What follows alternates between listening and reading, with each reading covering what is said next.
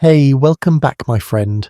If you are here settling in for tonight, maybe the lights are already low, maybe you've got a blanket pulled up, maybe you are lying somewhere quiet. I just want to say, I am really glad you are here. Tonight we are going on a journey together. Not to another planet, not to some distant future. We are going back, way back, to a time when the most powerful thing in an entire town was not a king, not a sword, not even a church bell. It was a hole in the ground. A well. And here is the thing that nobody ever tells you, that hole in the ground. It decided where cities were built, who had power, who survived wars, and who died of thirst 50 feet from safety. Right now you probably walked past a sink today without a second thought. But for most of human history, for people just like you and me, water was the difference between civilization and chaos. So tonight, let me take you back to a world where getting a simple cup of clean water was genuinely one of the most complicated things a person could do. Before we dive in together, I want to ask you something small. If you find yourself enjoying tonight's story, if it brings you that little feeling of wonder, that quiet curiosity that makes you forget about the day, would you consider hitting the subscribe button and leaving a like? It takes about 2 seconds and it means more than you know. And hey, drop a comment and tell me where you're watching this right now. Curled up in bed, on the couch with the fan running. Wherever you are, I genuinely want to know. I read every single one. Now, if you can turn the lights down just a little softer, maybe let a fan hum gently in the background. Let the world outside fade just a bit. Because the story we're about to tell is one that most history books skip right past, and it deserves your full quiet attention. Let us begin. Close your eyes for just a second and imagine this. You wake up before sunrise. The air is cold, a little damp. There's no alarm clock, no phone, no notification telling you to have a nice day. You pull on your clothes, wool rough at the edges, still carrying yesterday's warmth, and the first thing you think, the very first thing, is not breakfast. It is not work. It is not even your family. It is the well. Because in a medieval town, whether we're talking about England in the 13th century or Germany in the 14th or France, right on the edge of the 15th, the well was not just a place to get water, it was the centre of everything, the literal physical beating heart of the community. And if something went wrong with it, if it ran dry, if it was poisoned, if it cracked or collapsed, the entire town could be dead within days. No drama there. That was just Tuesday in the Middle Ages. Now I know what some of you might be thinking. You've probably seen movies or read books about this era, and water was maybe the last thing on your mind. There were knights and plagues and castles and cathedrals. Surely water was just there. People just grabbed it from a river or something. Well, not exactly. And this is where it gets fascinating. Let us start with something almost poetic, the fact that medieval towns were not built randomly. They were not just dropped anywhere on a map. Every single significant settlement in medieval Europe was positioned almost without exception near a reliable source of fresh water. Rivers, springs, underground streams. Before anyone laid a single stone, before anyone decided where the market square would go or where the church would stand, someone first answered one question. Where is the water? Historians who study medieval urban planning, people like Paolo Squatriti, who spent years analysing water and society in early medieval Italy, have noted that settlement patterns across Europe consistently followed water sources.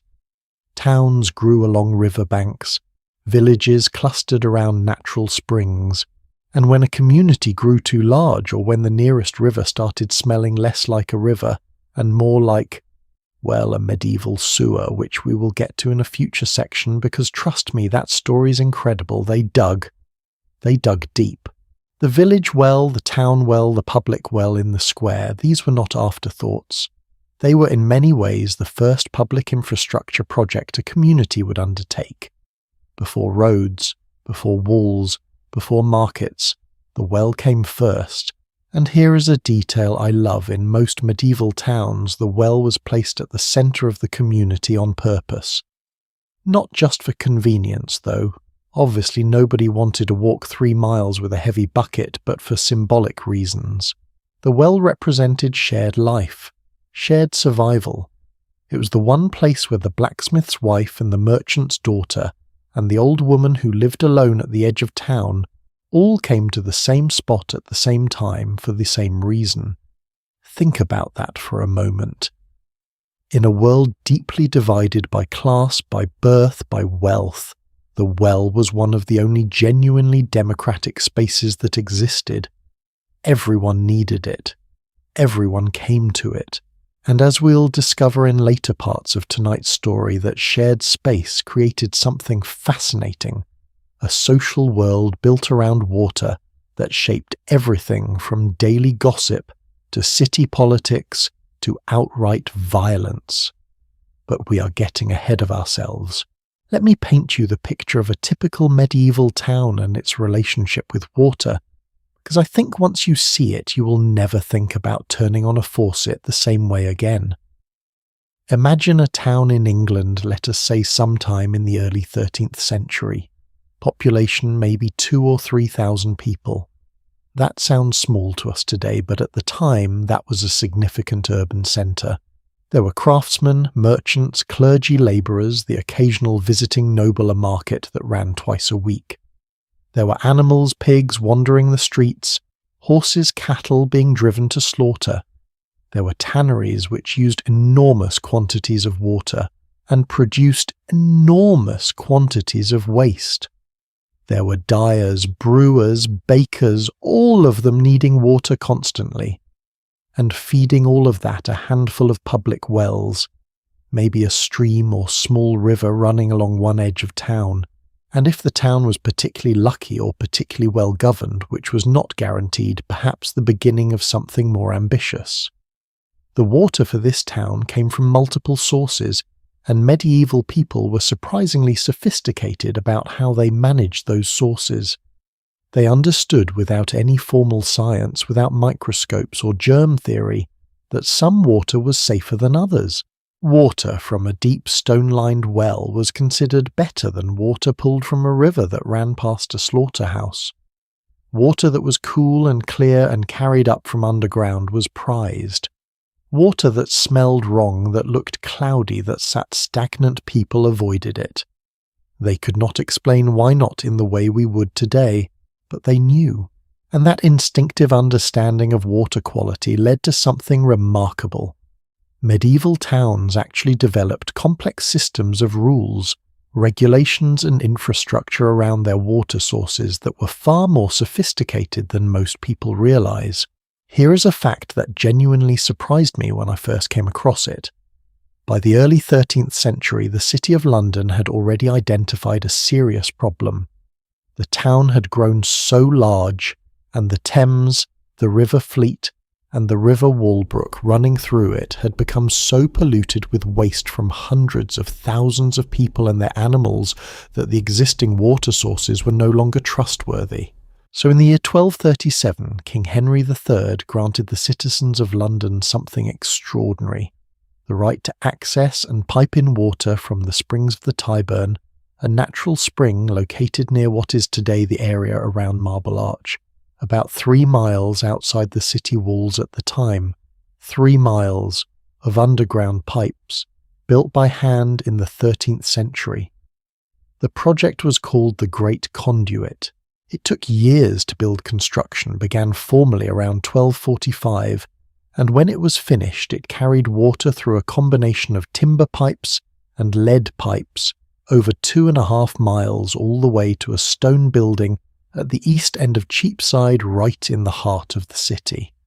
At that building a great lead-lined cistern held the water, and citizens could come and draw it in small amounts for free. Let me just repeat that: free, clean water. Gravity-fed, delivered from 3 miles away, in the 1300s. And here is a detail I find completely charming: they appointed wardens. Actual official wardens whose entire job was to stand at the conduit and make sure nobody took too much water, nobody tampered with the pipes, and nobody tried to illegally tap into the supply for private use. Because of course people tried. Humans are humans in any century. Now I want to step back for a moment and talk about something that often gets lost in these grand stories of infrastructure and innovation. Because when we talk about the great conduit or monastery water systems or Roman aqueducts, we tend to talk about them in the language of engineering, impressive feats, technical achievements. But what water actually meant to people in a medieval town was something much more personal than that. Water meant survival, yes, obviously, but it also meant time.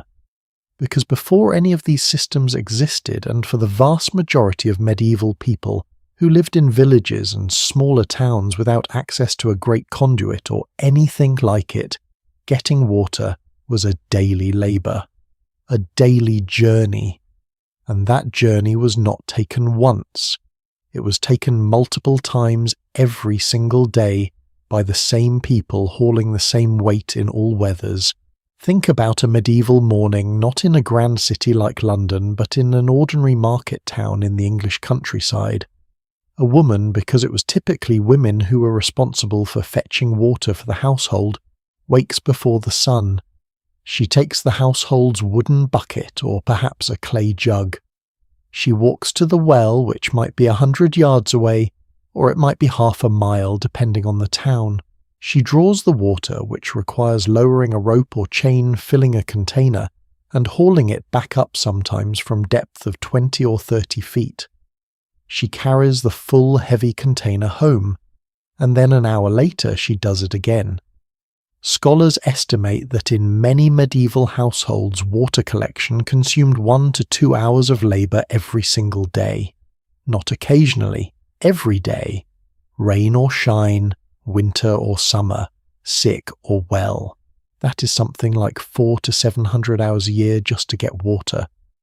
When you understand that the importance of a well in the centre of town takes on a completely different dimension. Every foot closer that well was to people's homes was not just convenience. It was time, it was energy, it was a piece of life given back to someone who had very little to spare. And the well itself, let us talk about what it actually was, because this is where things get genuinely interesting and maybe a little bit terrifying. A medieval public well in a town was not just a hole with a bucket. It was a piece of engineering that represented an enormous investment of community resources. Wells were typically stone-lined individual cut stones fitted carefully to create a stable shaft that could go down 10, 20, 30 feet or more into the earth. The lining served two purposes. It prevented the walls from collapsing, and it helped filter out at least some of the surface contamination that might otherwise seep in. Above the shaft there was usually a wooden frame or stone surround the well curb with a simple winch or windlass mechanism. A rope or chain wound around a wooden drum with a bucket attached could be lowered and raised with far less effort than hauling by hand alone. Some wells had elaborate wooden covers to keep debris and animals out. Others were simply open to the sky, which caused no small number of problems. The depth of these wells varied enormously depending on the local geology. In a lowland town near a river you might reach water at 20 feet. In a hill town or in a place where the water table sat deep in limestone or chalk, you might need to go down 60 or 80 feet. And digging those depths by hand with no safety equipment, that is a story for another chapter tonight, because the life of a medieval well digger was something that belongs in its own terrifying category. What I want you to focus on right now is the well as a community resource.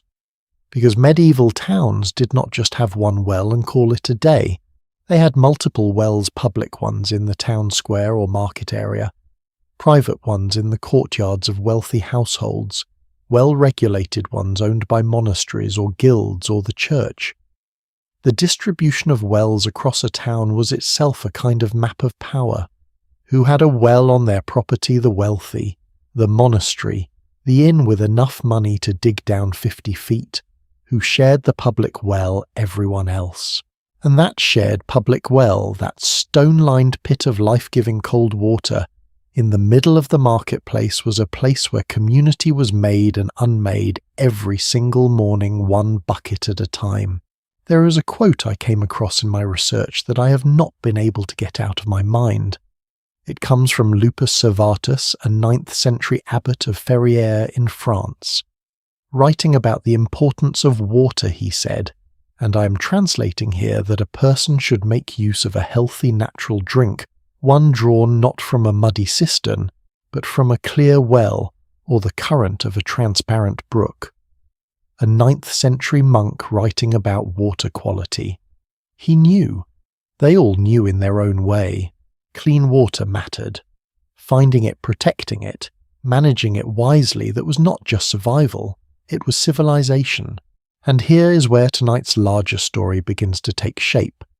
Because what medieval towns discovered over hundreds of years of trial and error and occasional catastrophe was that managing water was not a simple problem. It was a deeply human problem. It involved politics and engineering and social class and religion and war and disease and community and kindness and cruelty, sometimes all at once.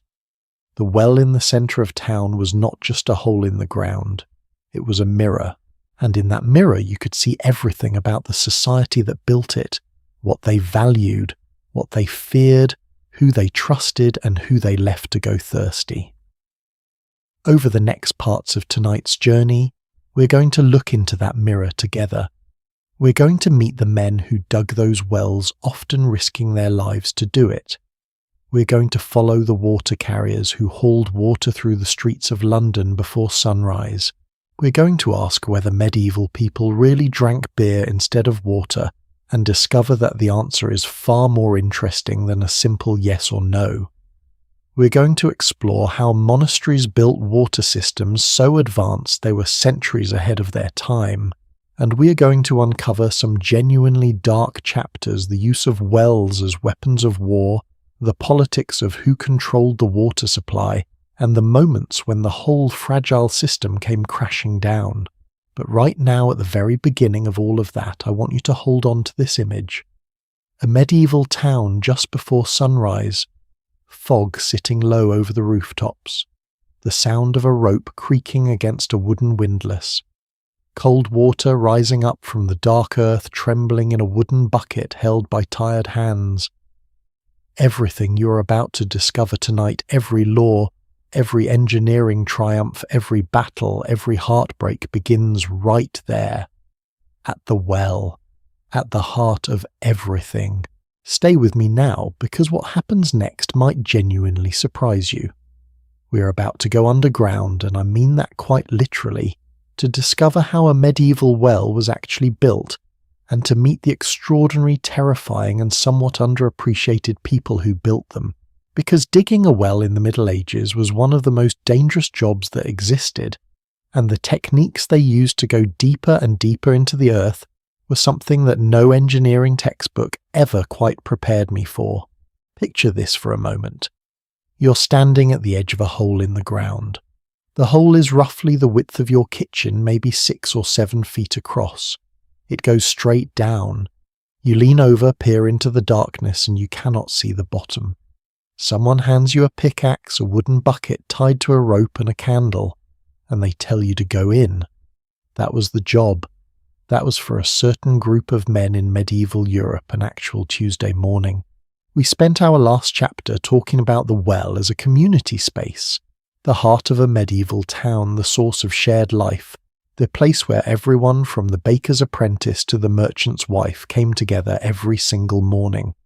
But tonight I want to take you somewhere that most storytellers never go. I want to take you down into the shaft itself, into the dark, cramped, impossibly dangerous world of the people who actually built those wells. Because here is the thing about medieval wells that nobody ever tells you in the history books. The finished product, that beautiful stone circle in the town square, with its wooden windlass and its rope and its cool, clean water, looked effortless, permanent, like it had always been there. But getting it there was one of the most brutal and technically demanding jobs the Middle Ages ever produced.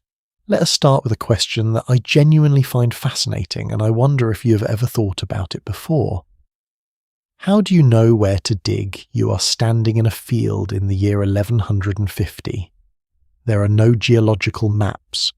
There are no instruments that can detect underground water.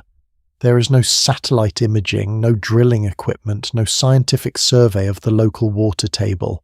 You need to find water somewhere beneath your feet, and if you dig in the wrong place, you waste months of backbreaking labour, a significant amount of community money and possibly a few lives. And at the end of it all, you find nothing but dry rock. So how did they do it? Medieval well diggers used a combination of three things: accumulated local knowledge, landscape reading, and I'm not going to pretend otherwise, a fair amount of educated guesswork. The most experienced diggers developed what we might today call an almost intuitive understanding of terrain. They knew that water tended to pool and flow along certain geological formations. They knew that certain types of soil, clay for instance, would sit on top of aquifers. They looked at where plants grew most vigorously, where morning fog lingered longest in the valleys, where streams and rivers ran, and tried to trace those features underground.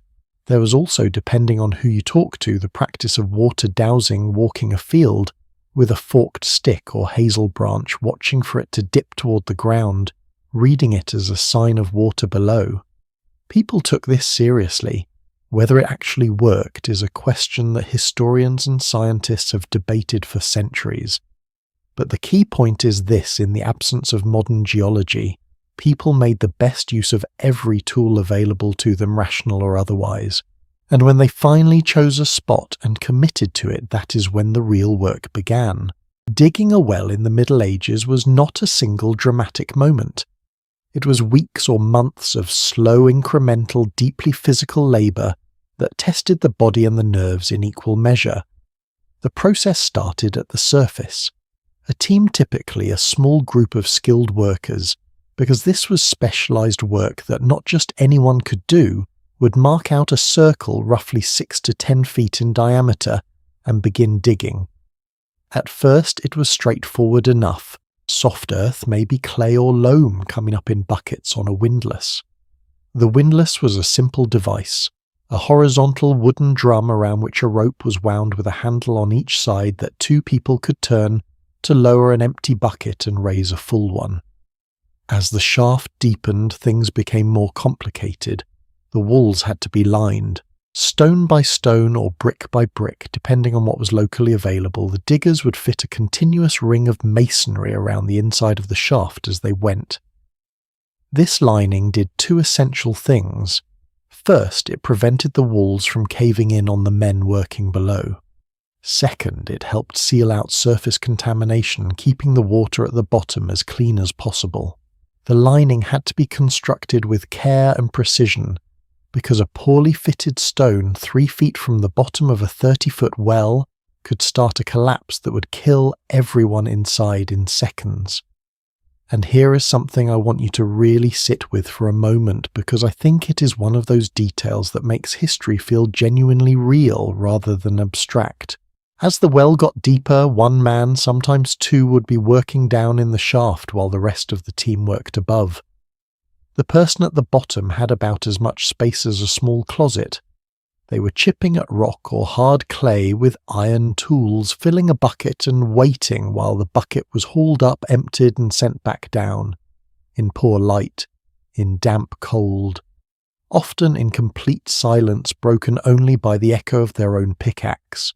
When you realise that some medieval wells went down 20 feet or 30 or 50, and a few went down much, much further, you start to understand what those people were dealing with. Which brings me to a place in Germany that I find absolutely extraordinary. In the Thuringia region of central Germany there is a castle ruin called Kiefhausen. It sits on a ridge in the Kiefhauser Hills, and it was once one of the most impressive imperial fortress complexes in all of medieval Germany, completed during the reign of Emperor Frederick I, who was known by the name Barbarossa the Red-Bearded. The castle complex stretched some 600 metres in length, and somewhere inside that castle at some point between the years 1130 and 1170, a group of medieval workers began digging a well. They dug, and they dug, and they dug. When they finally struck water, they had gone 176 metres into the earth. 176 metres, that is nearly 580 feet. If you were to stack roughly 3 statues of liberty on top of each other, that is how deep this well goes. The well at Kiefhausen Castle is considered the deepest castle well in the world, and it was dug by hand in the 12th century using iron tools, rope and buckets. Let that settle for a second. 580 feet. By hand. In the 1100s. I genuinely cannot think about this without feeling something close to awe. These were not engineers with drafting tables and safety equipment. These were men with calloused hands and maybe a candle going down into solid rock, day after day, year after year, trusting that the people above them would keep the rope taut and the windlass turning. And Kiefhausen was not even alone. Nearby Königstein Fortress had a well 152 metres deep. The Hohenberg in Homburg reached 150 metres. According to historical records, there was once a well at Regenstein Castle in the Harz Mountains that went nearly 200 metres, though that one was eventually filled in. These numbers tell you something important about how seriously medieval people took the problem of water security. This was not convenience. This was survival, and they were willing to go to almost incomprehensible lengths to guarantee it. But there is a problem that I've been glossing over, and I want to talk about it now because it is one of those details that reveals genuine medieval ingenuity in a way that I think is completely underrated. How do you breathe down there? At 30 feet, the air in a narrow stone shaft is already getting thin and damp. At 60 feet, it becomes genuinely dangerous. At 150 feet, or good heavens, nearly 500 feet, the atmosphere at the bottom of the shaft would be completely unbreathable without some form of ventilation. Oxygen is consumed. Carbon dioxide builds up. The walls sweat. A candle would gutter and die, which was actually a useful early warning system, though by then it might already be too late. Medieval well diggers solved this problem with a piece of engineering that I find genuinely elegant in its simplicity. They built a dividing wall inside the well shaft, typically made of wood fitted vertically so it ran the full depth of the well. This wall divided the shaft into 2 separate channels. Any gaps between the wood and the stone were stuffed tightly with straw and pitch, making the division as airtight as possible. At the top of the shaft, directly above the dividing wall, they built a small fireplace. Here is what happened. The fire created a draft. Hot air from the fire rose upward, which drew air from the well below. Air flowed down one side of the divided shaft, the intake side travelled around the bottom, where the workers were, and then returned up the other side. A continuous circulation. Fresh air in stale air, outdriven entirely by the convection of the fire above. It is essentially a medieval ventilation system. No electricity, no pumps, just physics, timber, straw and fire. When I first read about this technique, I sat back in my chair and just thought these people were brilliant. Not in the way we celebrate brilliance today, not with patents and press releases, but in the quiet, practical, life-saving way that never gets enough recognition. Now here is a question for you, and I want you to think about this genuinely, not just as a historical curiosity. If you were the one who had to go down into that shaft, not just for an hour, but day after day for months, what would you want to know about the person turning the windlass above you? That question gets at something I think is deeply human about the entire medieval well-digging enterprise. It required an almost absolute level of trust. The person at the bottom of a 60-foot shaft was completely dependent on the team above. If the rope slipped, if someone let go of the windlass handle, if the wooden lining cracked at exactly the wrong moment, the person below had no way to save themselves. Historical records tell us that well-digging accidents happened. Collapses, falls, injuries from tools dropped from above. The work was dangerous enough that it was considered a specialized trade distinct from general masonry or construction.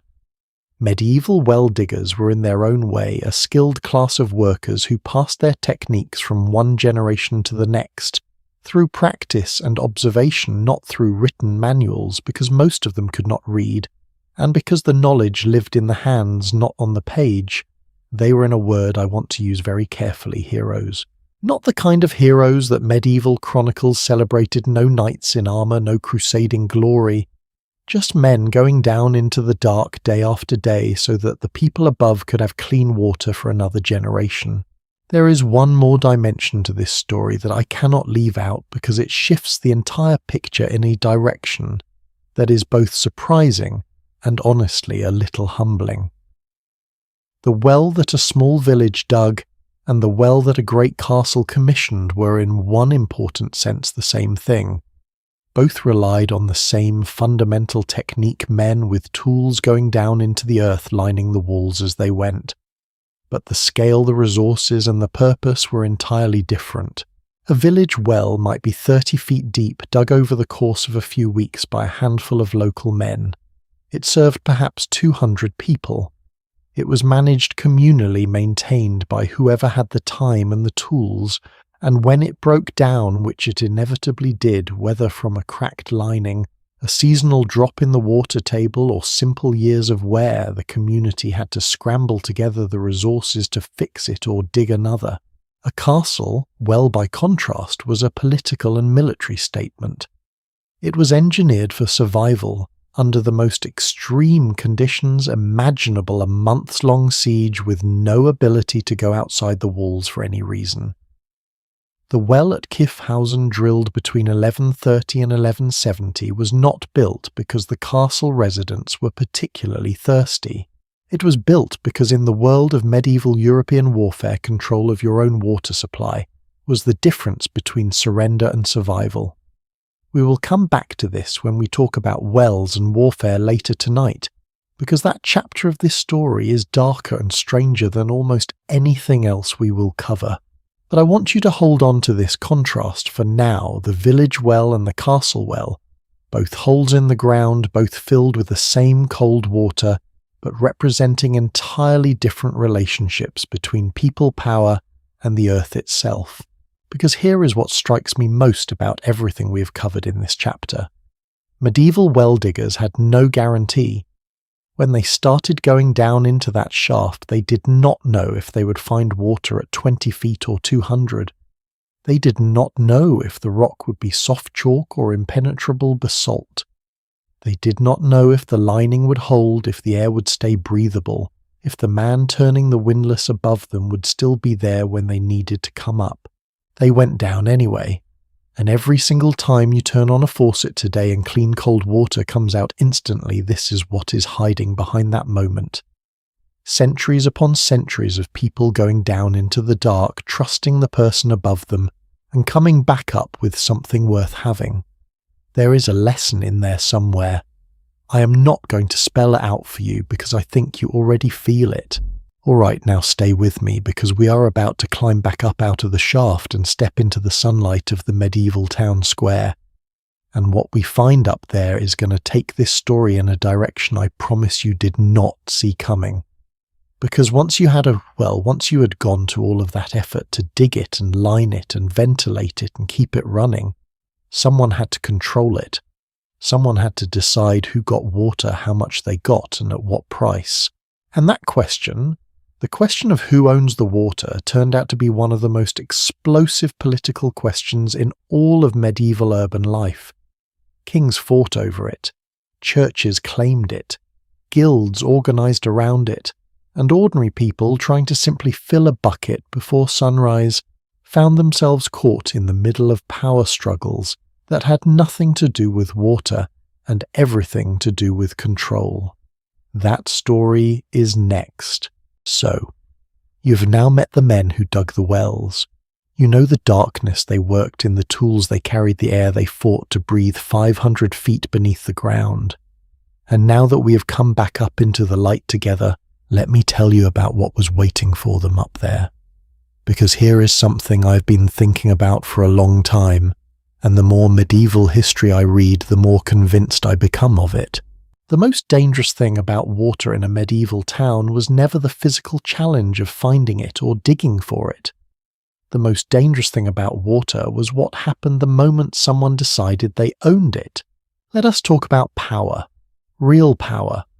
Not the kind you see on horseback in a field somewhere, banners, flying armor gleaming. The quiet kind. The kind that does not need a sword because it has something better. It has the well. In every medieval town of any significance, the question of water rights was inseparable from the question of social order itself.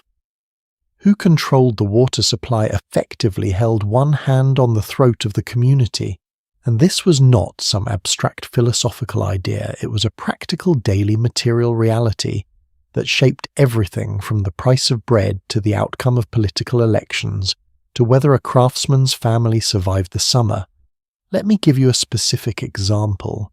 Not an abstract historical generalization, but a real place, a real city, and a story that I find genuinely extraordinary. The city of Siena in Tuscany in central Italy sits on 3 hills. That is the first problem. When you build a city on top of 3 hills, you're by definition building it far above any natural watercourse. Rivers run in valleys. Siena is not in a valley. In fact, Siena is one of the most water-impoverished locations in all of Tuscany, perched on porous tufa rock surrounded by terrain that drains away from the city rather than toward it. By the early 13th century, Siena had become one of the most dynamic economic centres in all of medieval Europe. Its population climbed toward 80,000 people by the year 1328, an enormous city for that time, a city of bankers and merchants and wool traders and leather workers and dyers. All of them needed water. All of them needed a great deal of it every single day. So the city of Siena did something remarkable. They went underground. Beginning in the 13th century, Siena commissioned the construction of what became known as the bottini, a word derived from the Latin term for barrel, which describes the curved barrel vault shape of the tunnel roofs. The bottini were a network of underground aqueducts dug through the soft tufa rock beneath and around the city, designed to capture rainwater and channel it from the surrounding hills into the city centre. By the time the main construction was largely complete in the 14th century, the bottini stretched for 25 kilometres, roughly 15.5 miles of hand-dug tunnels running beneath the streets of Siena and through the countryside outside the walls. 25 kilometres of underground passageways wide enough for a person to walk bent at the waist, lined with brick vaulting, feeding over 50 public fountains and 5 major public wells within the city. Think about the organisational effort that represents for a moment. This was not a spontaneous project. This required the city government of Siena to survey the terrain, identify the water-bearing strata in the rock, negotiate rights to the land above the planned tunnels, hire workers, manage construction over decades, and then critically maintain the entire system in perpetuity. And that maintenance was its own world. The city employed a dedicated class of workers called the bottinieri, the tunnel keepers. These were men who spent their working lives crawling through narrow, damp, brick-lined passages beneath the city, inspecting for cracks and collapses, clearing blockages, repairing the channel floors. A document from 1556 describes the network in careful detail, noting exactly which branch feeds which fountain and how many workers are required to keep each section functional. There is something almost poetic to me about those men. All above them, the beautiful streets of Siena, the piazza, the cathedral, the banking houses with their carved facades, and below it all in the dark, the bottinieri making sure the water kept flowing. Invisible, essential, completely forgotten by history until someone thought to look down. But here is where the story gets complicated and where it connects to the larger question I raised at the beginning of this chapter. The Bottini were not just a technical achievement, they were a political instrument. The city government of Siena understood from the very beginning that whoever controlled the Bottini controlled Siena, and so they surrounded the system with some of the strictest water laws in all of medieval Europe. Severe legal codes prohibited outsiders, and the word they used was specifically foreigners, meaning anyone not a citizen of Siena from entering the tunnels, from building structures above them that might damage the rock, or from tapping the system for private use without explicit permission. Water theft from the Bottini was not treated as a minor civic infraction. It was treated as a serious crime, and with reason, in a city that had no river, no lake, and sat on ground that held water poorly. The Bottini were not a convenience. They were the reason Siena existed at all. But the law went further than just punishing thieves. The city controlled who received water and in what quantities with remarkable precision. From the late 17th century onward, we have records showing that private households who wanted a connection to the municipal supply were granted it based on payment, and the amount of water they received was literally measured in a unit called dadi, calculated by the city itself. In other words, Siena had a tiered water system the wealthy could pay for a private connection, measured and regulated while everyone else relied on the public fountains. The public fountain in this context was not just a convenience. It was a statement about who you were. If you went to the public fountain, you were someone who could not afford private access.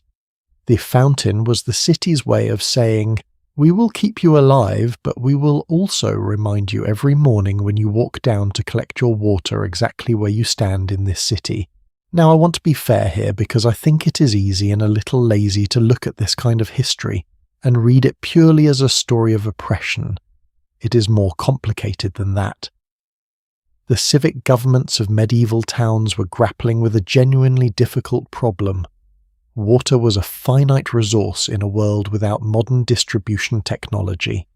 Someone had to manage it.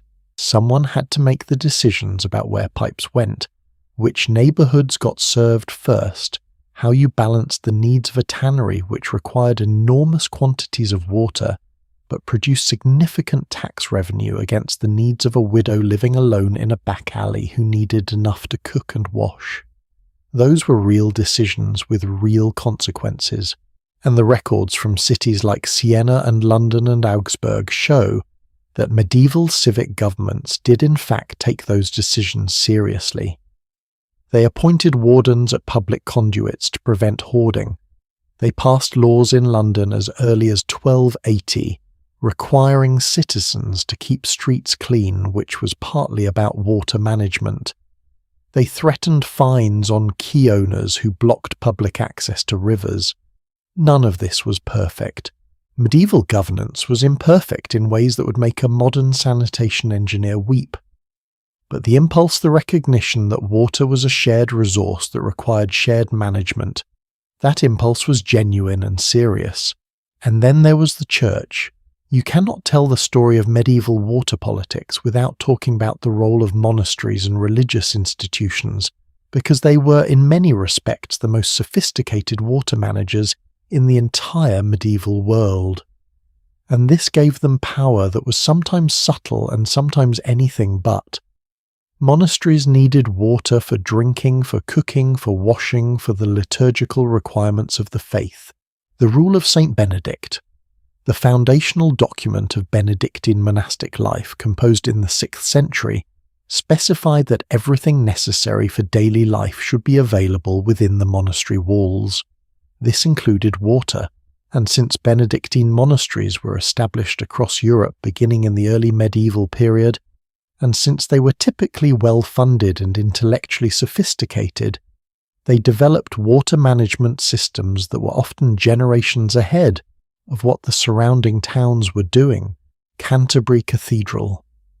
Priory in England had an elaborate system of lead pipes carrying fresh water from springs to the monastery as early as the 12th century. A system so well engineered that detailed illustrations of it survive in a manuscript from around 1160, showing the pipes, the cisterns, the distribution points, and even the names of the different branches of the system. This was systematic hydraulic planning in the 12th century, laid out in a manuscript, preserved for nearly 1,000 years. What this means is that monasteries sitting at the intersection of institutional wealth, technical knowledge, and genuine long-term thinking about resource management became the de facto centres of water expertise in medieval Europe. Towns that wanted to build or improve their own systems often turned to monks for knowledge and assistance. In some cases, monasteries became the primary water suppliers for surrounding communities, which gave them naturally a degree of leverage that was not always wielded with saintly restraint. This tension between the idea of water as a common resource belonging to everyone and the reality of water as an asset controlled by the powerful ran through medieval town life like a fault line. You can trace it in legal disputes, in civic regulations, in the occasional violent confrontation at a conduit where too many people were competing for too little water. And it is a tension that I think has never fully been resolved. The medieval town was wrestling with a question we are still wrestling with today: is water a right or a commodity? Is it something that belongs to the community as a whole, or is it something that can be owned, controlled, and sold? Medieval answers to that question were messy, inconsistent, and often unjust. But the fact that they were asking the question at all in the statutes of Siena, in the royal charters of London, in the rules of Canterbury, in the local ordinances of hundreds of smaller towns across England and France and Germany, that tells you something important. It tells you that the people of the medieval world understood deeply and practically that water was not merely a liquid.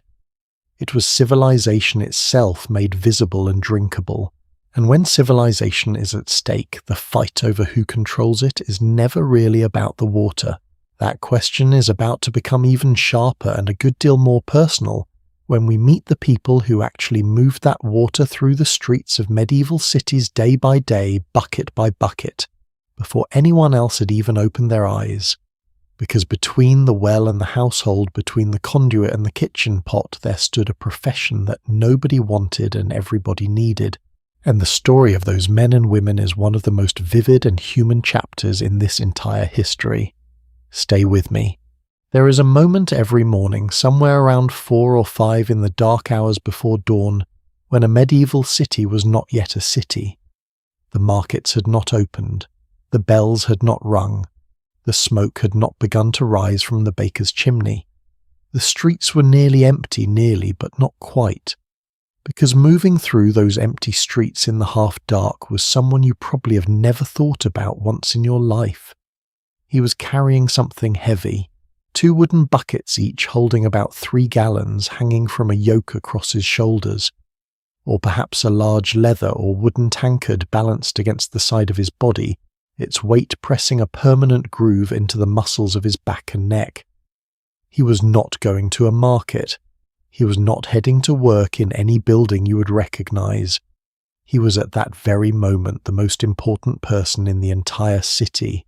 He was the water carrier, and if he stopped working just for a single day, thousands of people would have no water to drink, no water to cook, with no water to wash themselves or their children or their animals. The medieval city ran on his shoulders quite literally. And almost nobody in 8 centuries of history books has taken the time to properly introduce him. Tonight I want to do that. Let me start in London, because London gives us some of the most vivid and specific details we have about this profession anywhere in medieval Europe.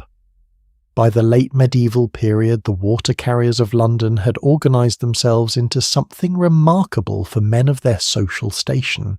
In the year 1496, the water carriers of the city petitioned to form an official fraternity, and they called it, with a kind of heartbreaking formality, the Brotherhood of St. Christopher of the Water-bearers of the City of London. St. Christopher, for those who do not know, is the patron saint of travellers and those who carry heavy loads. The choice of patron was not random. These men knew exactly what they were. They carried things. That was the entirety and the dignity of their work. They never became a full livery company in the formal guild sense. Their trade was too manual, too low status, too tied to the body rather than to craft knowledge. But the Brotherhood gave them something that matters more than any official charter. When you are a person at the bottom of the social order, it gave them each other. Now, the details of what these men actually did on a daily basis are worth sitting with for a moment, because they are specific in a way that historical accounts rarely are about working-class life. Some water carriers worked with a large wooden or leather tankard balanced on one shoulder, a single container that could hold a significant quantity of water, requiring the carrier to lean at an angle to counterbalance the weight as they walked. Others used a wooden yoke across both shoulders with two smaller tubs of roughly 3 gallons each hanging from hooks on either end. 3 gallons per tub. 2 tubs. That is approximately 50 pounds of water swinging with every step on a wooden beam pressed across the back of your neck. They walked from the public conduits, the stone cisterns that collected water, from the various spring-fed pipe systems the city had built to the homes of their customers, upstairs, down alleys, through the narrow cobblestone streets of medieval London where, frankly, the ground underfoot was not always what you wanted it to be. And then they turned around and went back to the conduit, and did it again. According to records from the period, a skilled water carrier could complete multiple trips per day. In later Paris, where the tradition continued and records are even more detailed, writer Louis-Sébastien Mercier noted in his work on Parisian life, published in 1781, that a skilled water carrier could make up to 30 deliveries a day, each delivery representing roughly 25 litres of water, for a total of up to 750 litres carried in a single workday. 750 litres, by hand, in wooden buckets, up the stairs of apartment buildings, every day. I want you to think about the body that does that work for 20 years. Bernardino Ramazzini, an Italian physician writing in the early 18th century, and considered the father of occupational medicine, studied water carriers specifically, and documented what the work did to them over time. The constant weight, he wrote, slowly deformed the body. Varicose veins in the legs from the continuous standing and walking, hernias from the lifting, and a pronounced curvature of the upper spine, a hump essentially from decades of leaning into the yoke. The water carrier's body was in a literal sense shaped by the work.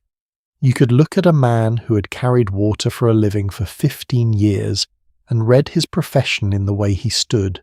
Now here is something that I find genuinely moving about these men, and I want to make sure I say it properly. The water carrier was not a respected figure in the medieval city. He was not celebrated in chronicles or mentioned in civic documents, unless something went wrong. A fight at the conduit, a complaint about theft, a petition to Parliament. He existed in the enormous invisible middle of urban life, essential constant, completely taken for granted by the people he served. But the moment you start to look carefully at the historical record, you begin to see them everywhere. In a petition presented to the House of Commons around the year 1600, the water tankard bearers of London put into writing what their fraternity knew and what the city refused to acknowledge. They complained that most of the water from the public conduits was being taken illegally by private households who had bribed or sneaked their way into tapping the pipes directly leaving less and less water available for the carriers to collect and sell. The petition described this as happening to the general grievance of citizens and all others. 4,000 people, they said. 4,000 water carriers and their families in London alone at that time, their livelihoods threatened by the growing trend of private pipe connections. 4,000. Think about what that number means. In a city of perhaps 200,000 people, the water carrier community was significant enough to be counted significant enough to petition Parliament significant enough that when they described their situation, they framed it not as a personal grievance, but as a matter of civic justice. They were right, by the way. The private tapping of public conduits was genuinely a problem. The city authorities had been fighting it for decades. In one particularly memorable case, a man who was caught stealing water from the conduit system was punished by being paraded through the city on horseback, with a model of the conduit balanced on his head, a public humiliation designed to let everyone in London know exactly what kind of person stole their neighbour's water. One city, though, solved the problem of water delivery in a way so unique and so perfectly matched to its physical geography that I have to spend a few minutes on it. Because once you understand how Venice handled its water, you will never think of any other city's solution the same way again. Venice is, as everyone knows, built on water. The lagoon surrounds it on every side. The canals run through it. Water everywhere and not a drop to drink. Because here is the problem that most people never stop to think about salt water. Lagoon water, canal water carrying the waste of hundreds of thousands of people. Venice was a city completely surrounded by water that was useless for drinking or cooking. So Venice being Venice, which is to say being a city that solved problems with a combination of engineering genius and political cunning, that was entirely its own, developed a system unlike anything else in medieval Europe. First they built cisterns. Throughout the city, in almost every campo, every square, every courtyard of any size, Venice built public cisterns. And here is the key detail that makes the whole thing work. The cisterns were not actually wells in the conventional sense. They were carefully engineered filtration systems. Rain fell on the city's paving stones, drained through specially cut channels into the edges of the campo, passed through layers of carefully packed fine sand that filtered it clean and then collected in a sealed underground cistern lined with impermeable clay. At the top, a carved stone wellhead. When you drew water from a Venetian well, you were drawing rainwater that had been filtered through sand sealed underground, away from contamination and naturally cooled by the earth. By the 15th century, Venice had approximately 6,000 of these cisterns distributed throughout the city, 6,000 carefully maintained, carefully regulated public water points in a city of perhaps 150,000 people. But, and this is where the acquaroli come in, rainwater alone was never quite enough. In 1386, Venice officially recognized a guild of men called the acquaroli, the water people, whose job was to row across the lagoon to the mainland, fill their enormous flat-bottomed cargo boats called bursi directly from the river Brenta, and bring that fresh river water back to Venice to top up the cisterns when the city's rain supply ran short. They rowed it, across the lagoon, in boats designed to carry nothing but water.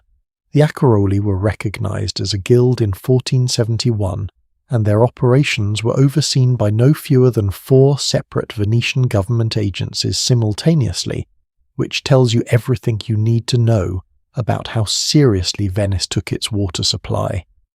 They were also required as a kind of tax on their operations to provide 100 barge loads of water per year free of charge to the city's hospitals, convents and public cisterns. This was not optional, it was written into their guild charter, and yet even they were subject to competition. There were roughly 100 additional water sellers operating outside the guild, entirely essentially unlicensed, but tolerated, permitted to sell their water retail to any individual citizen who met them at the canal side with a bucket. These men paid an annual fee of 20 soldi to the guild for the privilege of operating in their territory, which is, when you think about it, essentially a protection arrangement. The guild could not legally stop them. It could, however, charge them for the right to coexist. What strikes me most when I think about all of these men, the cobs of London with their 50-pound yokes, the acquaroli of Venice rowing their water barges across the lagoon at dawn, the porteurs d'eau of Paris shouting their presence through the streets, is not how different their circumstances were. It is how similar their position was. All of them occupied the same social space, indispensable, underpaid, unglamorous. All of them built their working lives around a resource that society depended on completely but acknowledged barely at all. All of them organized eventually into some form of professional brotherhood, not because the law required it, but because the nature of their work made solidarity a practical necessity. When you share a conduit, when you compete for space at a public water point, when you live or fail, based on whether the pipes stay clean and the cisterns stay full, you need people you can trust. You need people who share your stakes in the system. And here is the personal observation I keep coming back to, the thing that I cannot quite shake. We have spent centuries celebrating the engineers who designed the aqueducts, the civic leaders who funded the conduits, the merchants who paid for private pipe connections. Those people left documents. They left their names on charters and petitions and architectural plans. The water carriers left almost nothing. A petition here, a guild record there, a line in a chronicle about a fight at the conduit. The occasional medical description of what 50 years of walking with a yoke on your back does to a human spine. But every single morning before the city was awake, they were already moving through the streets, water on their shoulders, cold and heavy and essential. The whole city balanced on their backs. We've been talking about the people who moved water and the systems that made that movement possible.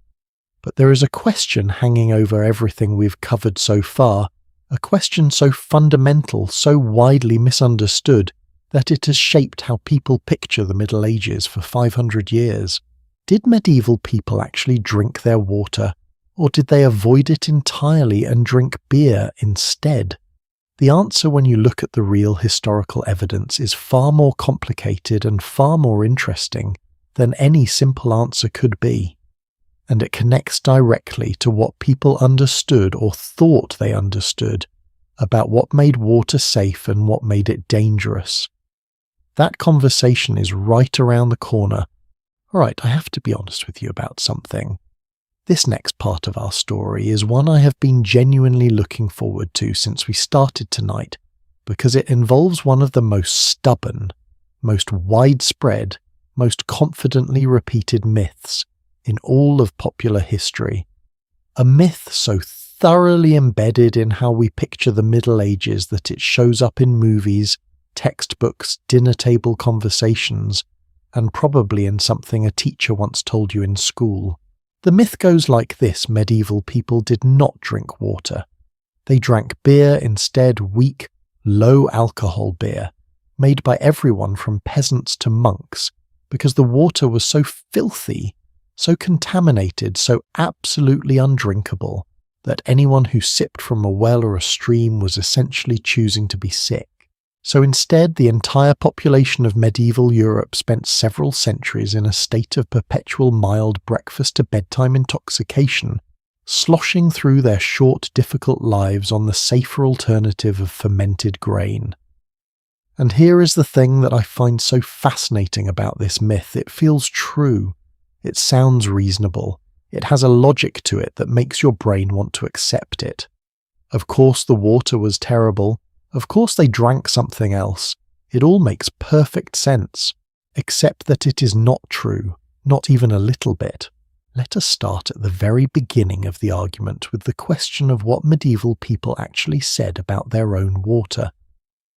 The evidence that historians have compiled over the last several decades is remarkably consistent, and it points in only one direction.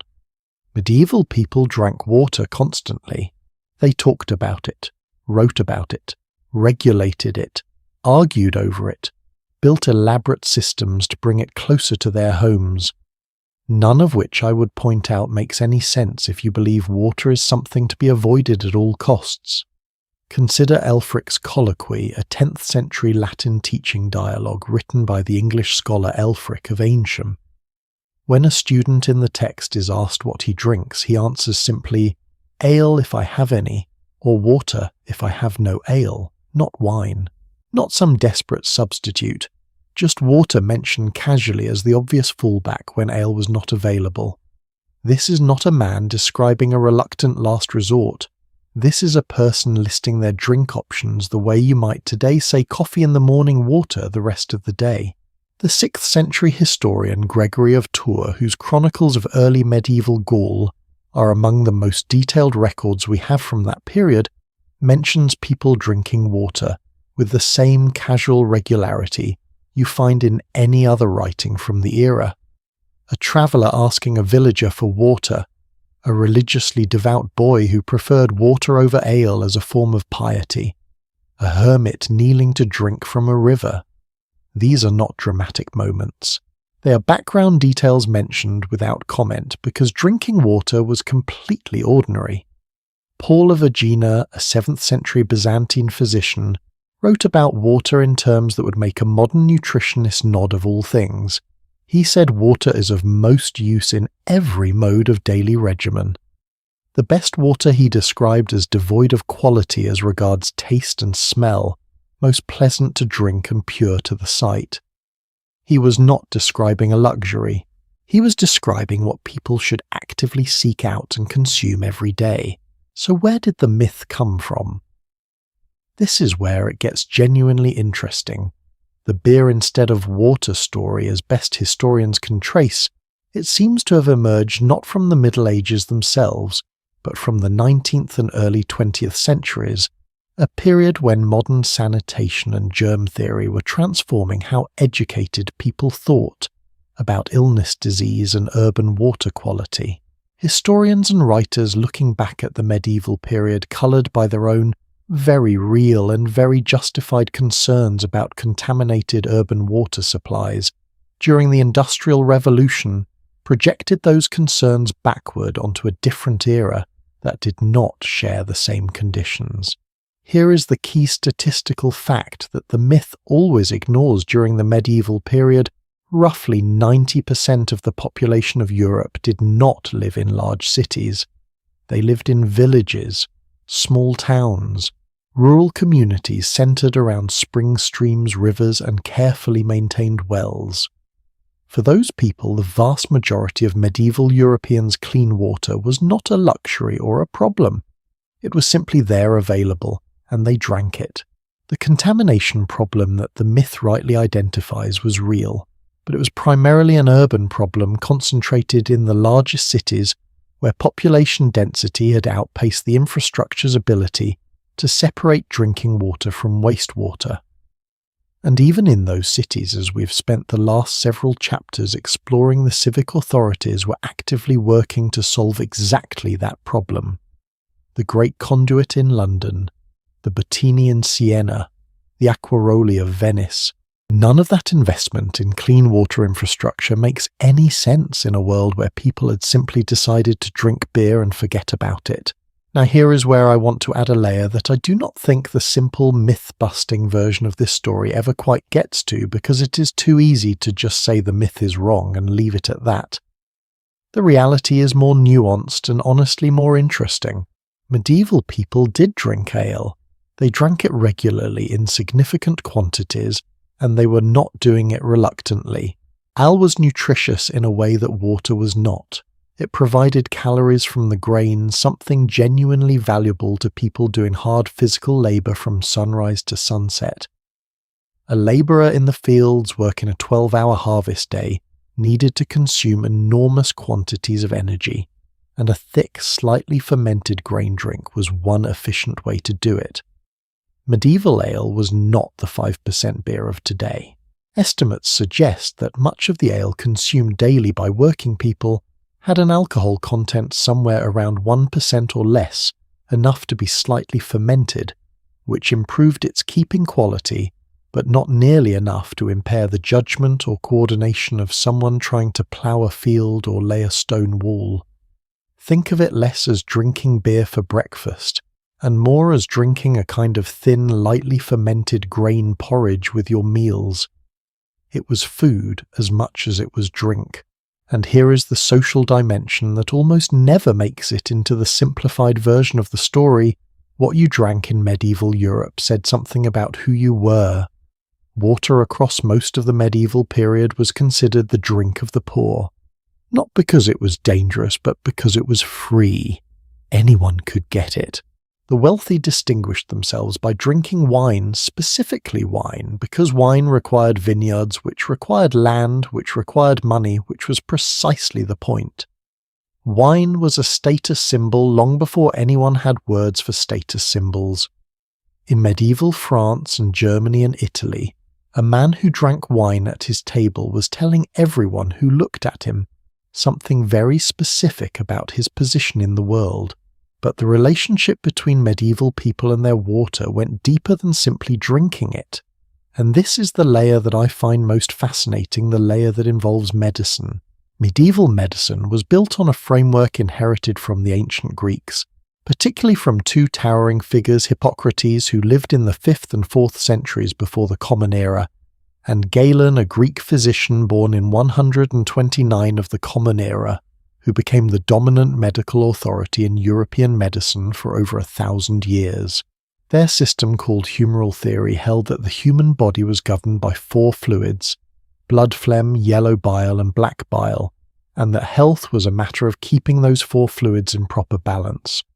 What does this have to do with water? Everything, actually. Because within the humoral framework, different sources and qualities of water had different effects on the body's humoral balance.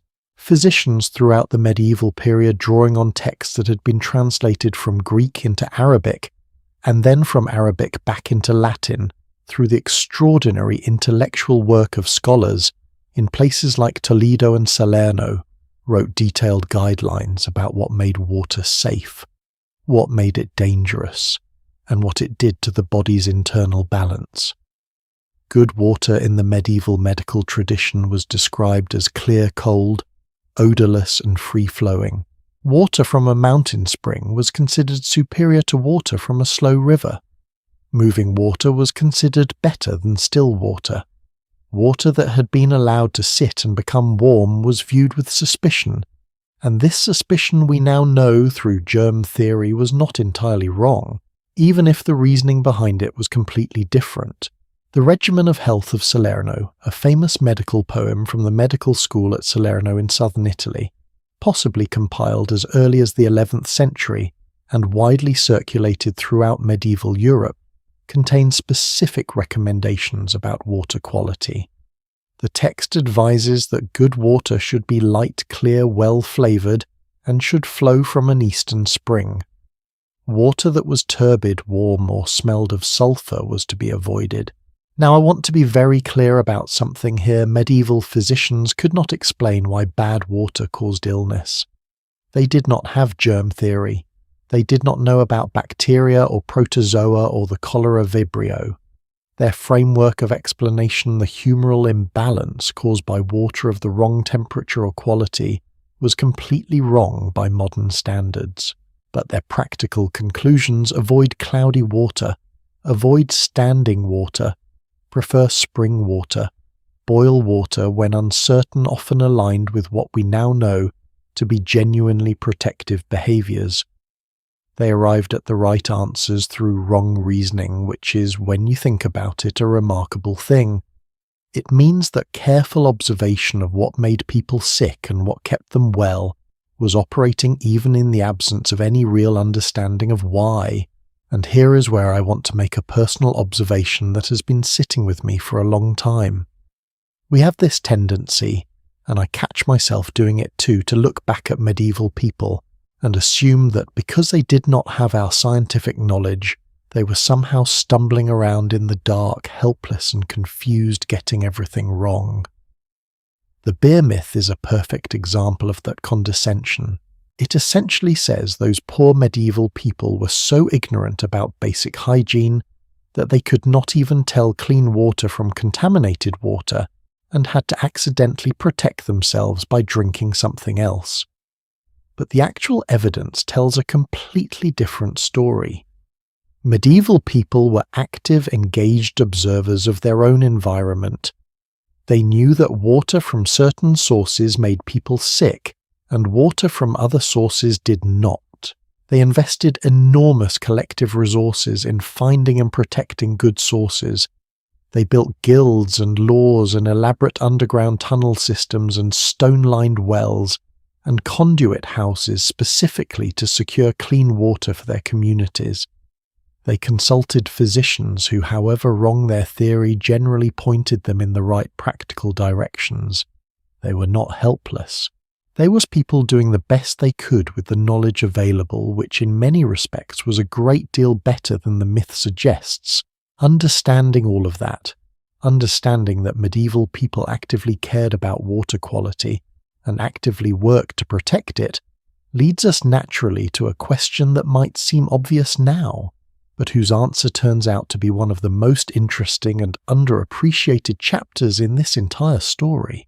If people knew that clean water mattered, and if governments and churches and guilds all tried to provide it, why did some communities manage it brilliantly, while others descended into genuine crisis?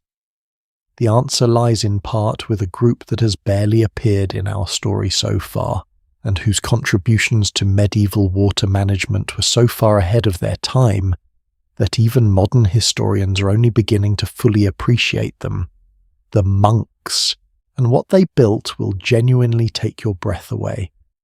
Somewhere in Cambridge, England, tucked inside a manuscript called the Edwin Psalter, a 12th century religious book that has spent most of its existence on a shelf at Trinity College Library, there is a drawing. It is not a painting of a saint. It is not an illuminated letter or a scene from scripture.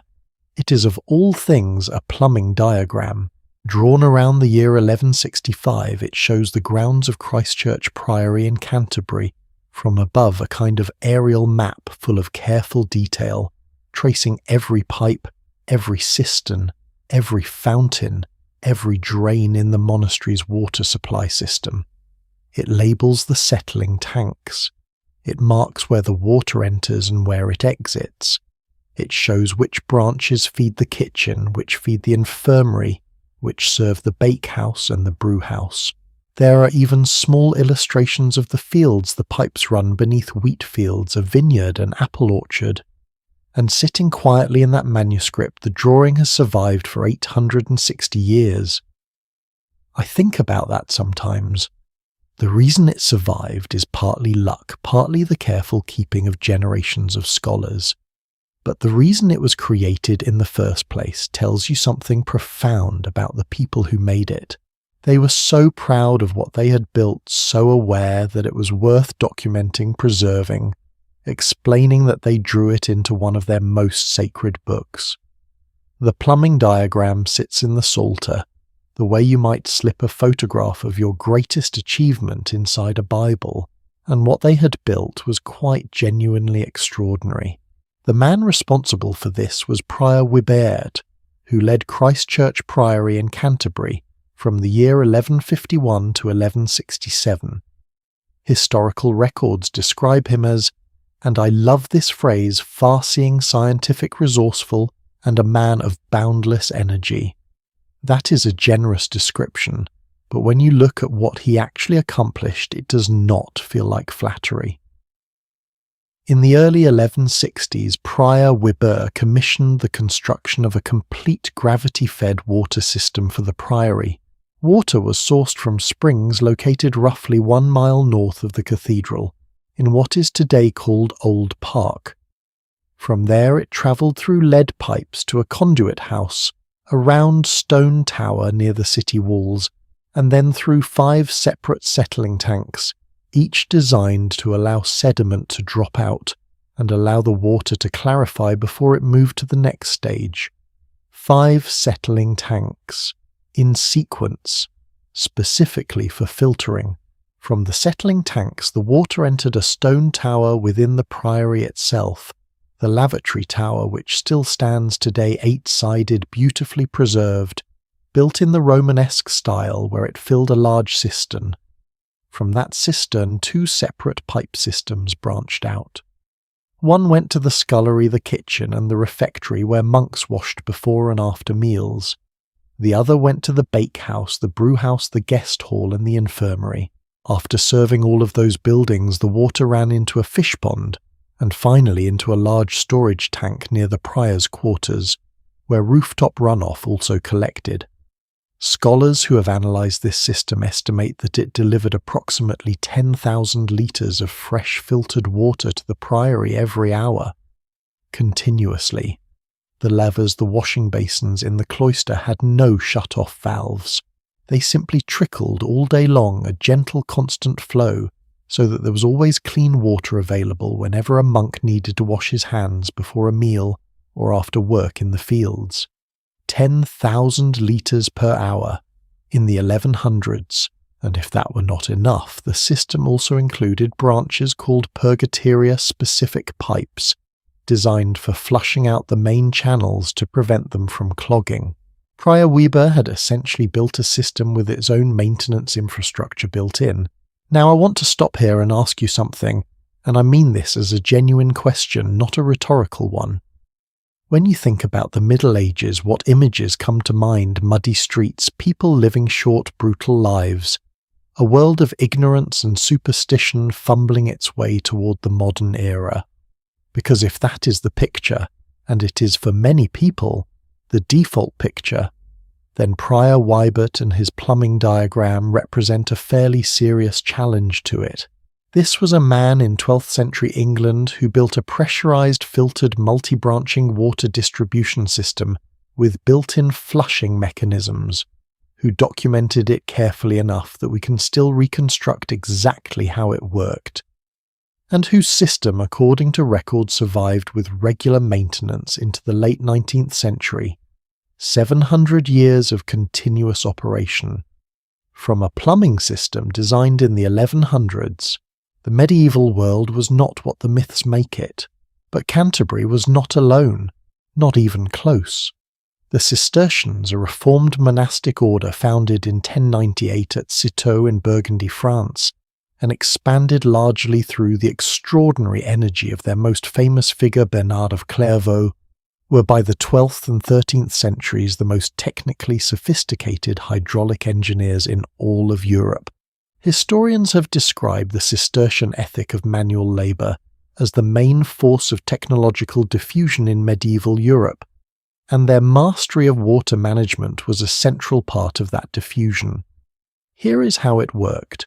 The Cistercians, unlike the older Benedictine houses, deliberately planted their monasteries in remote valleys, places away from established towns, away from the existing networks of commerce and politics where the land was cheap and the community could be self-sufficient.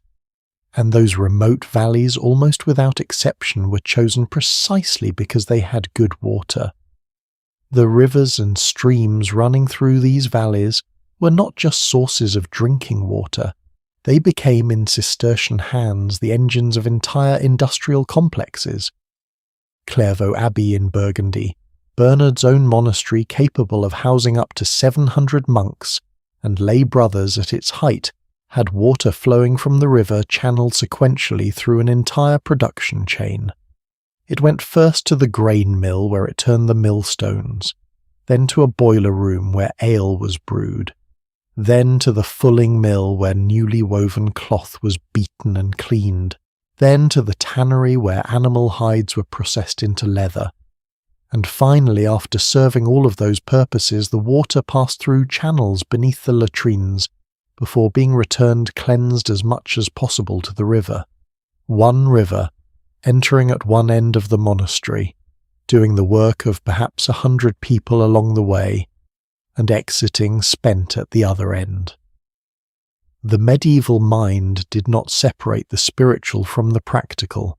For the Cistercians, harnessing a river to grind grain and tan leather and flush latrines was not a betrayal of their religious mission. It was an expression of it. Work itself was holy. Efficiency was a form of stewardship. A well-designed water system was in its own way a kind of prayer.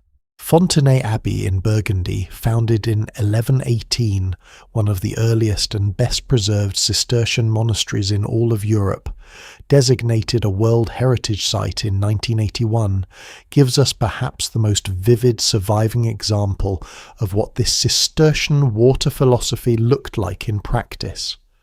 At Fontenay, the monks built what historians have identified as one of the earliest metallurgical factories in Europe. A forge powered by a hydraulic hammer, a large water-driven hammer used to shape iron sat inside the monastic enclosure itself, not separate from it, because metalworking was the work of monks, not of outside hired labourers.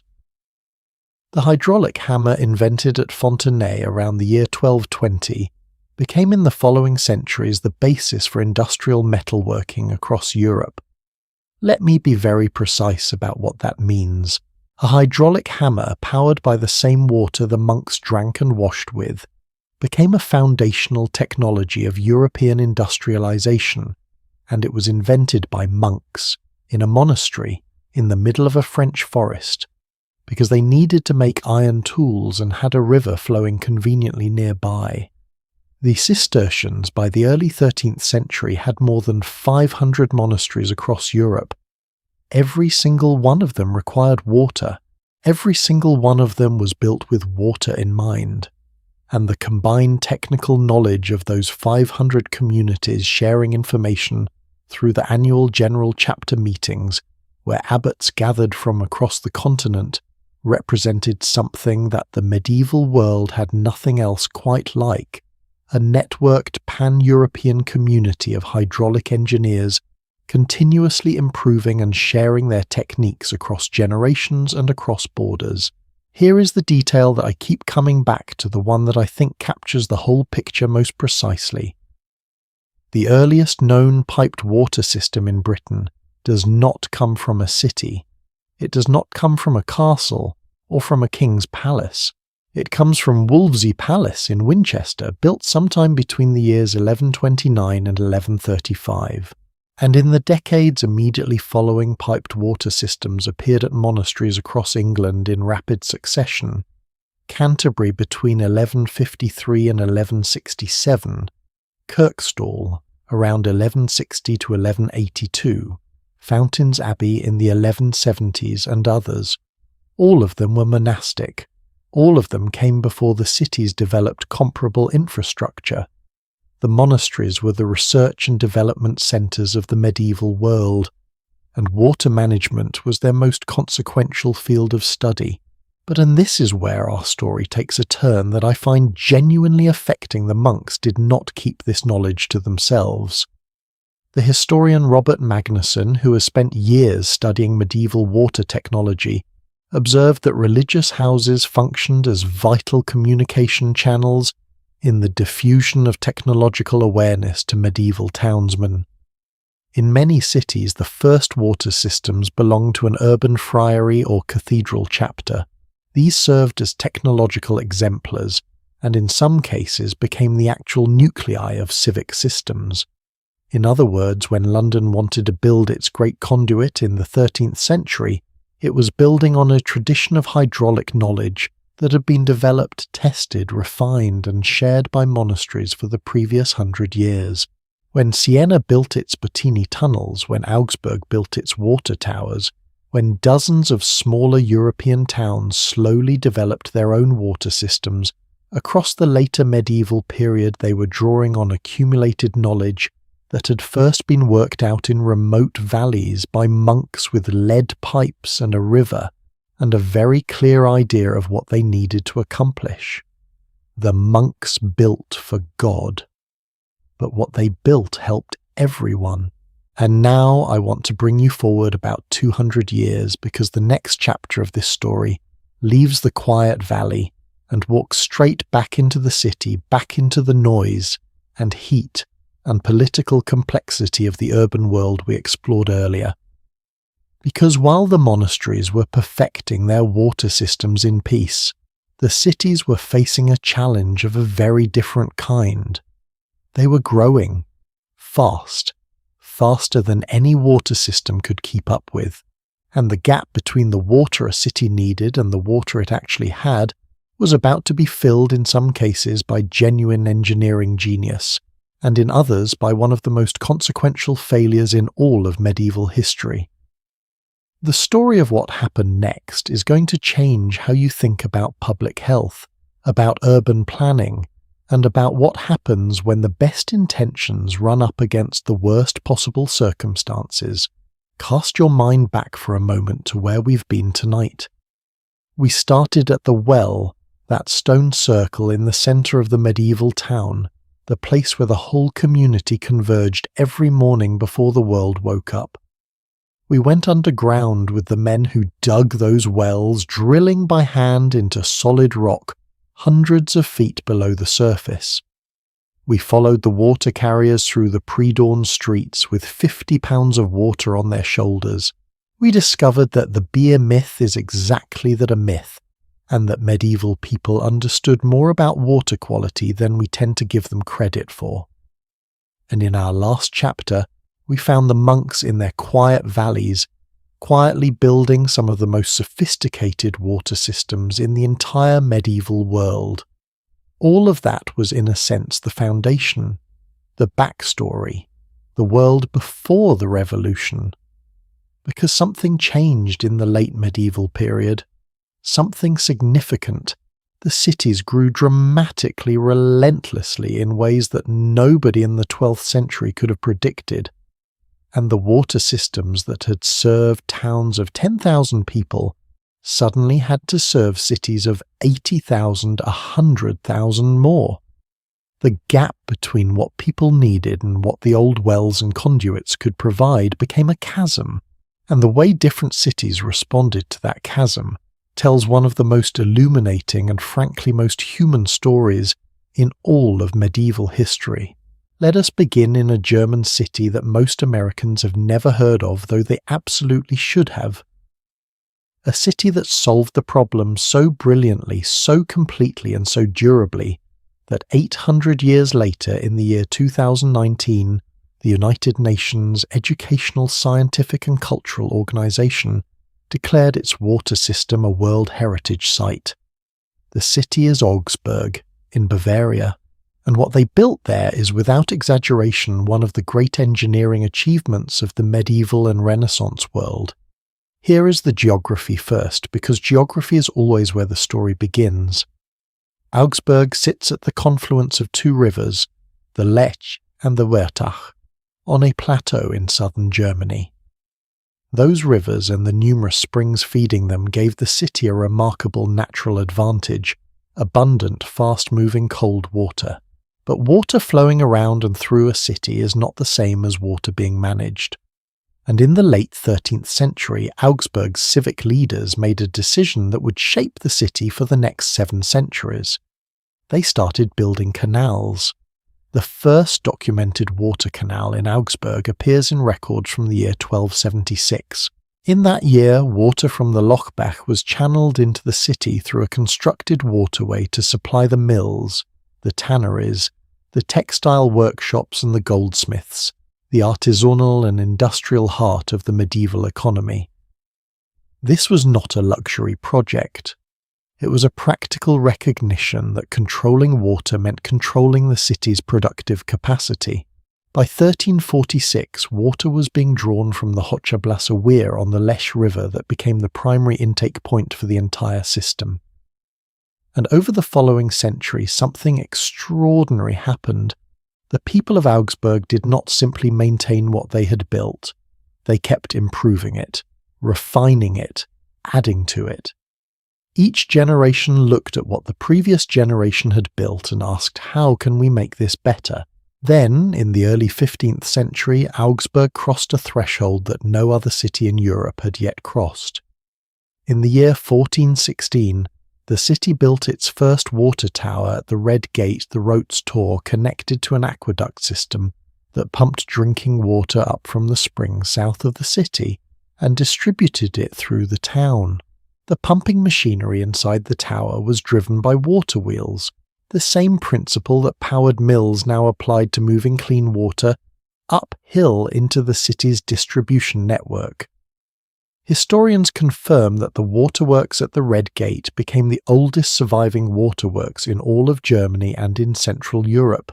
Built in 1416, the water flowed through hollowed pine logs connected with iron castings, an entire underground pipeline network spreading through the streets of the city, feeding fountains and taps throughout the urban fabric. But here is the detail I want you to really hear. By the year 1545, roughly a century before Isaac Newton was born, roughly 150 years before the first modern theories of disease were being developed, the city of Augsburg had formally and legally separated its drinking water supply from its industrial water supply.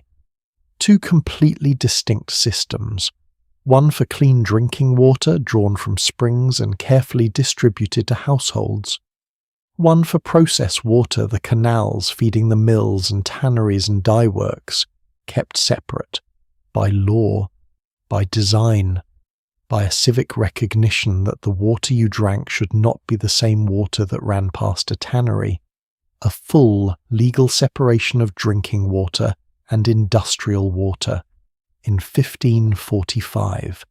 It would take most European cities another 250 years to arrive at the same conclusion, and some of them only did so after catastrophic outbreaks of waterborne illness taught them the lesson at enormous human cost.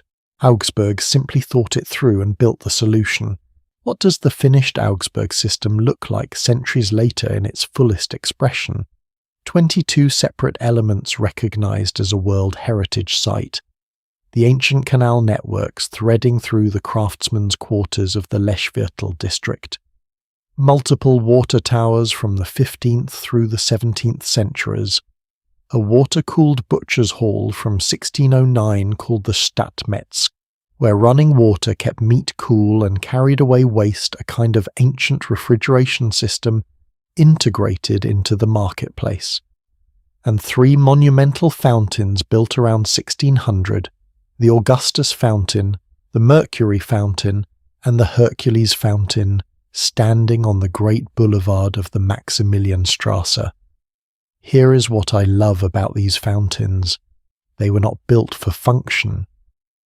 By 1600, Augsburg had functioning pipes and water towers.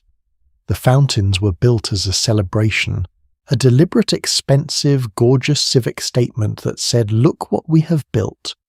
Look how completely we have mastered this element that other cities still struggle with." The city was so proud of its water system that it commissioned some of the finest sculptors of the Renaissance to celebrate it in marble and bronze in the middle of the most prominent street in the city. Water turned into art as an act of civic pride. And today, right now, in the 21st century, those same canals are still flowing. The same waterways that first moved water through Augsburg in 1276 are still in use. One of them, the Ice Canal, was converted in 1972 into the world's first artificial whitewater canoe course for the Olympic Games in Munich. A medieval canal used for Olympic competition 700 years after it was first dug. Now I want to contrast Augsburg, where almost everything went right, with another great story from the same period, one where the outcome was very different. And the contrast is not about intelligence or intent. The people in both cities were equally capable, equally motivated. The difference was something more subtle and more instructive. Let me take you to Siena again for a moment. We talked about Siena's Bottini tunnels in an earlier chapter, the 25 kilometers of underground aqueducts that brought water to the city from the surrounding hills. Remarkable engineering. But what I did not tell you then was about the moment when the water finally arrived in the very center of the city, in the Piazza del Campo. It was the year 1342. After years of construction, the main branch of the Bottini was finally extended to a pipe emerging in the Campo, the great fan-shaped central square that is still to this day the living room of Siena. And when the water began flowing from that pipe for the first time, the people of Siena did not simply fill their buckets and go home. They celebrated. Contemporary accounts describe the scene in the Campo in 1343, when the first public fountain, the Fonte Gaia, the Joyous Fountain, was inaugurated. Nobles and commoners, artisans and women, boys and clergymen and peasants, all gathered in the square together. They feasted, they danced, they sang. Without, as one chronicler noted with apparent relief, a hint of scandal, the entire social hierarchy of a medieval Italian city gathered around a fountain celebrating the arrival of water. The word Gaia means joyful. The fountain was named for the joy of the people who received it. Think about what that moment means for a second. What does it say about a community when the arrival of clean water in their public square is cause for dancing in the streets? It says that they understood its value completely. They had lived without it, or with too little of it, or with water that came from the wrong source unreliably, at the mercy of the weather and the season, and now they had something consistent and clean and public, something that belonged to everyone. But here is the harder part of Siena's story.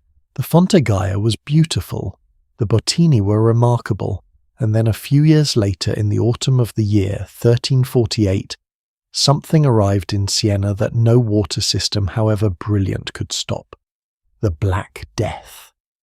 Siena lost, according to historians studying the city's records, somewhere between 50 and 80% of its population in the outbreak.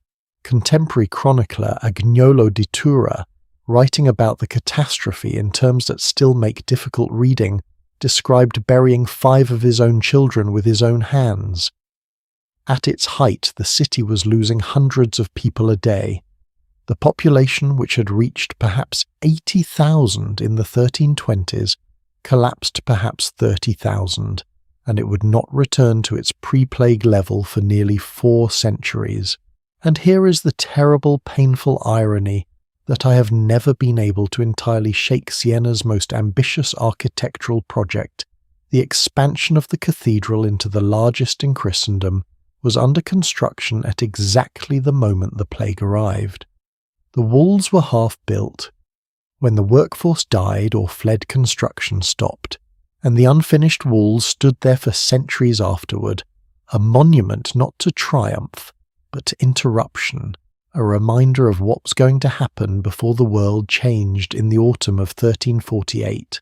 I want to be careful here because this is a part of medieval history where it is very easy to fall into a kind of comfortable fatalism to say that the Black Death was inevitable, that nothing could have prevented it, that the water systems and the civic engineering and the careful civic governance did not matter in the end.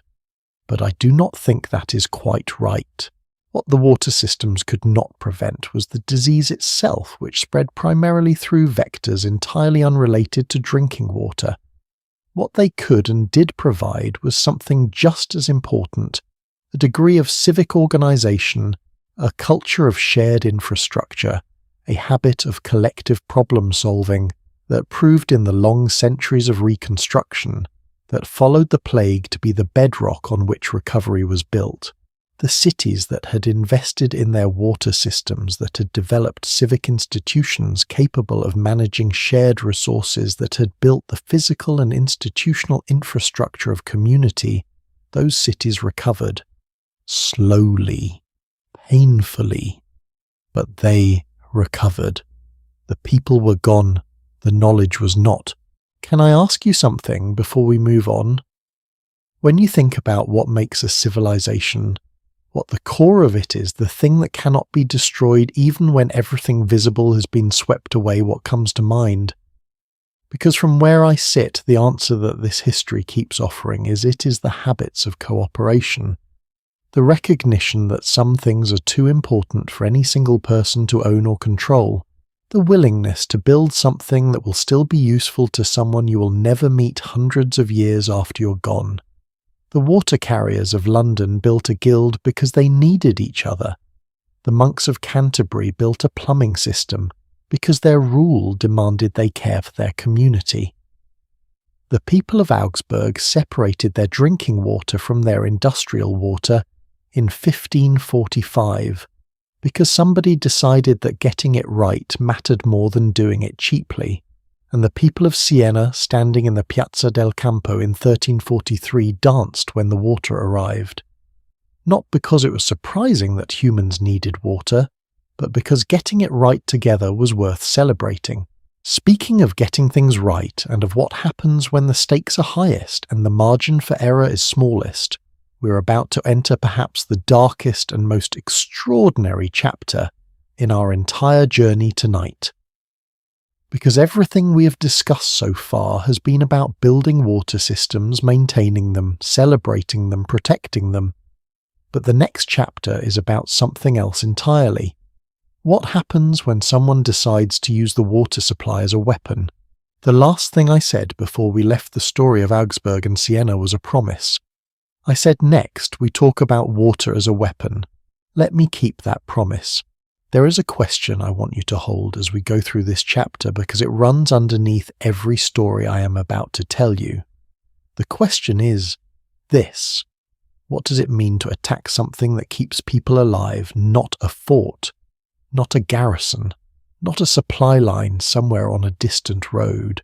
The well, the thing the children drink from before school, the thing the midwife draws water from to wash her hands, the thing the baker fills at dawn to make the morning bread. When medieval commanders decided to turn water into a weapon, and they did repeatedly, deliberately across centuries of European warfare, they were making a choice that went beyond military strategy. They were reaching past the soldiers and touching something much more fundamental. I want to be honest about that from the start, because this chapter of the history of water is not comfortable. It is not the story of human ingenuity, or civic pride, or beautiful engineering. It is the story of what happens when people decide that the most efficient way to win is to threaten the thing that everyone on both sides needs to survive. Let us start with the mechanics, because understanding how medieval armies thought about water helps explain the decisions they made. When a castle or a fortified city came under siege in the medieval period, the attacking force faced a fundamental problem. Stone walls were extraordinarily difficult to break through quickly. Siege engines, trebuchets, battering rams, mining operations under the foundations could do the job eventually, but eventually meant months. Months of keeping an army in the field, fed, watered, paid, and healthy in close proximity to a fortification that was actively trying to kill them. That was expensive, that was dangerous, and it was slow. The simpler option, the option that every military commander understood from the very beginning, was to wait. Surround the castle, cut off the roads, block the river if there was one, post sentries at every approach, and then simply wait for the people inside to run out of the things they needed to stay alive: food and water. Of those two, water was always the more urgent. A person can survive weeks without food. Without water, they begin to fail within days. This is why, as we explored in Part 2, the castle well was such a critical piece of medieval military architecture. It was not merely infrastructure. It was the reason a garrison could hold out for months, even years, against a force 10 times its size. As long as the water held, the defenders could hold, and so the attacking commander's most effective strategic question was always underneath all the siege engines and the battering rams and the tactical manoeuvring: can I get to their water? The simplest method and the most ancient was to contaminate the wells that lay outside the castle walls before the garrison could secure them. Medieval military chronicles document this practice across several centuries. Rotting animal carcasses lowered into wells, waste deliberately channeled into the water supply of an approaching route.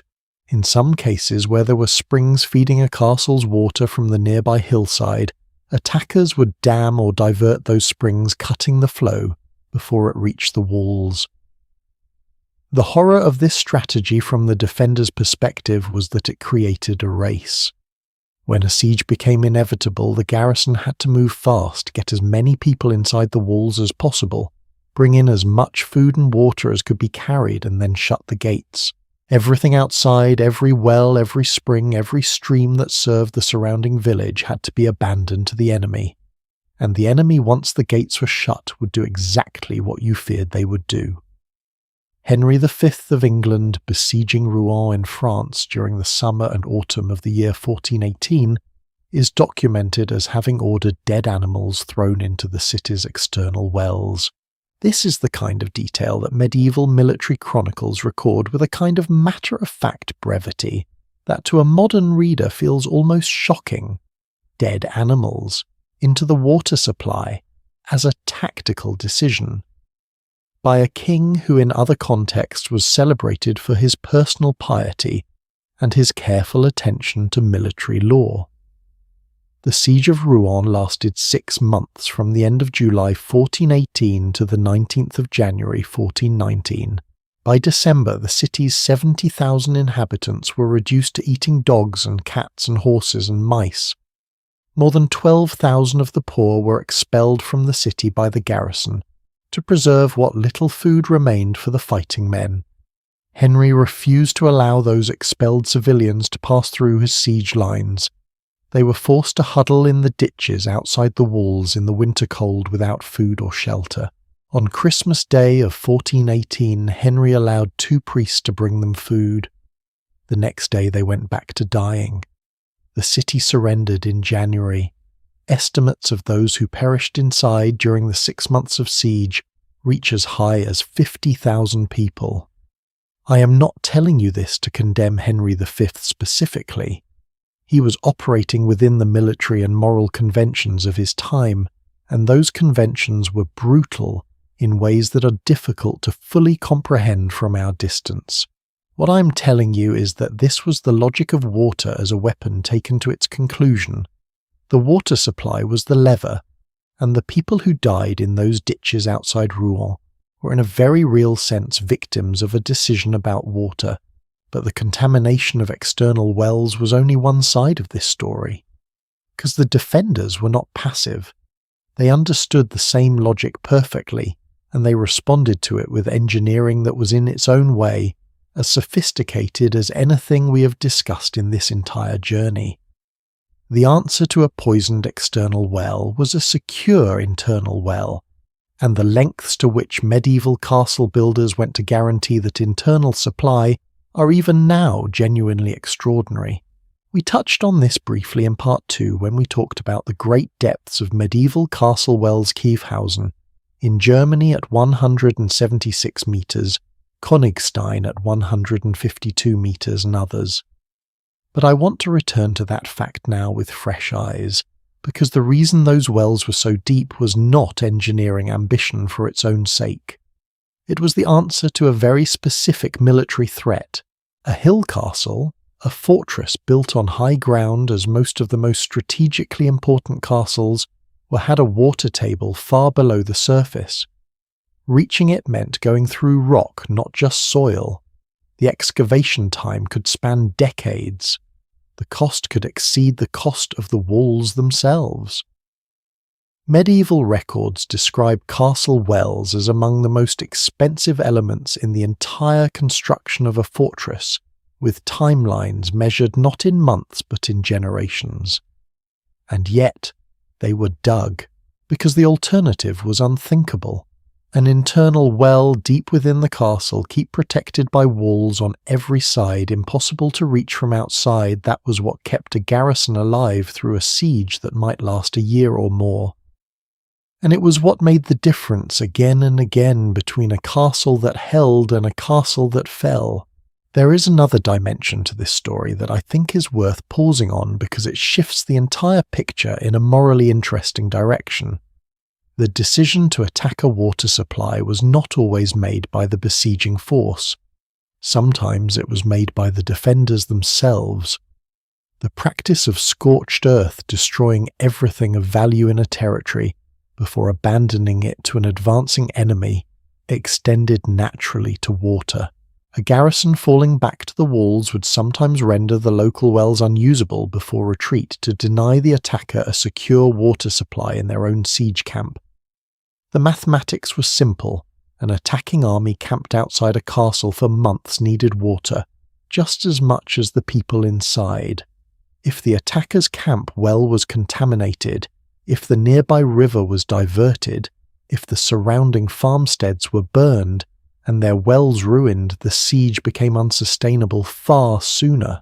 This is the part that the history books tend to gloss over, because it complicates the narrative of good defenders and aggressive attackers. The truth is that in medieval siege warfare, the decision to weaponize water was made by both sides all the time, as a calculated and generally accepted military practice. Acceptable. That's the word I keep coming back to. Not good, not humane, but acceptable within the conventions of the time, medieval military law, and there was such a thing codified and generally followed among the European nobility, had quite a lot to say about how prisoners should be treated, how churches should be respected, how heralds should be received. It had relatively little to say about water. Water was a resource. In war, resources were either secured or denied. That was the logic. And that logic sat with apparently very little discomfort alongside the same culture that built the Great Conduit and celebrated the Fonte Gaia and appointed wardens to protect the public cisterns of London. Human beings across every century seem capable of simultaneously believing that clean water is a civic good to be protected and shared, and that contaminating an enemy's water supply is a legitimate tactical option. I do not have a comfortable resolution to that contradiction. I do not think one exists. It is simply true of human beings in the medieval world, and it is frankly still true today in conflicts happening in various corners of the world. The technology changes. The fundamental tension does not. Let me end this chapter with an image that I find genuinely haunting, because it captures something essential about the whole arc of what we've been exploring. In Kaffa, a Genoese trading city on the Crimean Peninsula, in the year 1346, a Mongol army besieging the city was being ravaged by plague within its own camp. The Black Death had arrived, and the besieging force was losing soldiers to disease faster than to any defensive action from the walls. The Mongol commanders made a decision. They loaded the bodies of their plague dead into their catapults and launched them over the walls of Kaffa, into the city, into the streets, near the wells, into the water supply. Contemporary accounts describe the defenders trying desperately to throw the bodies back, to push them into the sea, to do anything to get them away from the living space of the city. It was futile. The disease spread. The city's resistance collapsed not through military defeat, but through the catastrophic contamination of its water and the spaces around it. Historical researchers have argued that some of the ships that fled Kaffa in the autumn of 1346 carrying survivors of the outbreak may have been among the vectors through which the Black Death entered the Mediterranean ports of Europe. The greatest demographic catastrophe in the history of Western civilization, the plague that would kill perhaps a third of Europe's entire population within a few years, may have had as one of its trigger moments a medieval commander's decision to use his own dead as weapons aimed at a water supply. I want to be careful here because the historical evidence is complex and the chain of causation is contested by scholars. But the possibility, even the serious possibility, is enough to stop me in my tracks every time I think about it. A military decision about water, with consequences that may have reached into tens of millions of lives. And here is the thing that brings me back to the ground, the thing that connects this dark chapter to everything else we have been discussing tonight. Through all of it, through the sieges and the poisoned wells and the catapulted corpses, and the dying civilians in the ditches outside Rouen, through all of it, the wells kept being dug. The conduits kept being built. The bottonieri kept crawling through the tunnels under Siena. The water carriers of London kept walking in the dark before the city woke up. Because the military logic of contaminating water and the civic logic of building clean water systems were never actually in conflict with each other. They operated in parallel in the same societies driven by the same fundamental recognition: water is survival. If you can control it, you have power, and how you choose to use that power to build or to destroy, to share or to deny, is one of the deepest measures of what a civilization actually is. The city that danced when the Fonte Gaia began flowing in the Campo in 1343 was the same civilization that fielded armies who threw dead animals into enemy wells. Both things were true. Both things have always been true. Now, after all of that, after the darkness of this chapter, I want to do something that might seem like an abrupt change of direction. But I promise it is not. Because there is one more dimension of medieval water life that we have barely touched on. A dimension that has nothing to do with engineering or politics or warfare. A dimension that lived in the daily rhythms of ordinary towns in the morning mist, and the creak of rope on wood in the quiet conversations between people who had nowhere else to be but the same stone circle at the same cold hour. The well was not just where you went to survive, it was where you went to be part of things. And the story of what happened around the well in peace in ordinary time is, I think, the most human chapter of this entire journey. Before we move forward, I want to step back from the grand sweep of history for a moment: the engineering triumphs, the civic battles, the plague and the reconstruction. I want to come down to street level, to slow everything down. Because there is a chapter in this story that has nothing to do with lead pipes or water towers and everything to do with the most human thing there is: connection. Because in all the centuries we've been exploring tonight, the well in the centre of the medieval town was never just infrastructure. It was never just a delivery mechanism for a necessary liquid. It was something that every person in every community understood without being told the well was where you went to be part of things, where the invisible threads of daily life knotted together, where the town in a very real sense happened, and the people who understood that best, who used it most, who built the most around it, were women. Let me explain why, and I want to do it carefully because this is a part of medieval history that tends to get either romanticized or simplified in ways that do not do it justice. In the medieval world, men and women occupied very different kinds of space. Men moved through the public world of markets, courts, churches, fields, and trade routes. Their movements were visible, documented, recorded in the kinds of sources that historians can read centuries later. Women, particularly married women and particularly those in the lower and middling classes, had a much more circumscribed geography. The house, the yard, the garden, the church, and every single day the well. The well was for many medieval women the one public place they were expected to visit regularly, and that expectation, that daily obligation, quietly created something remarkable. A parallel social world running on its own rhythms, governed by its own norms, carrying its own kind of information and power. Think about what actually happened at a medieval well in a typical morning. Dozens of women arriving within roughly the same window of time early morning, before the day's cooking and cleaning and childcare made movement impossible. All of them with the same bucket, the same task, the same few minutes of waiting, while the rope went down and the water came back up. In that waiting, in that side-by-side standing, they talked. They talked about everything. The historian Barbara Berger, writing about the social role of women's speech in medieval communities, noted that it was through these conversations at wells, at washing places, along rivers, at the grinding stones, that the community's story was continuously being told and retold. Who had married whom? Whose child was sick? Who had argued with whom at the market? What the Lord's steward had said about the coming harvest? Whether the miller was cheating on the grain weights again? This was not idle chat. This was information.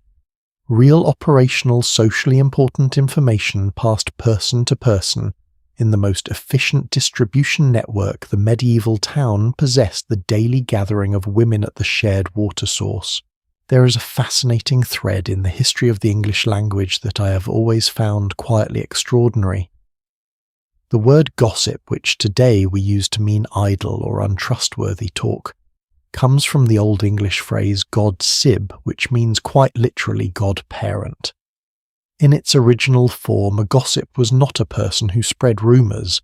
A gossip was a close companion, someone trusted enough to serve as godparent to your child, present at the most intimate and vulnerable moments of life, childbirth, baptism, illness. By the late Middle Ages, the word gossip had begun its slide toward its modern meaning.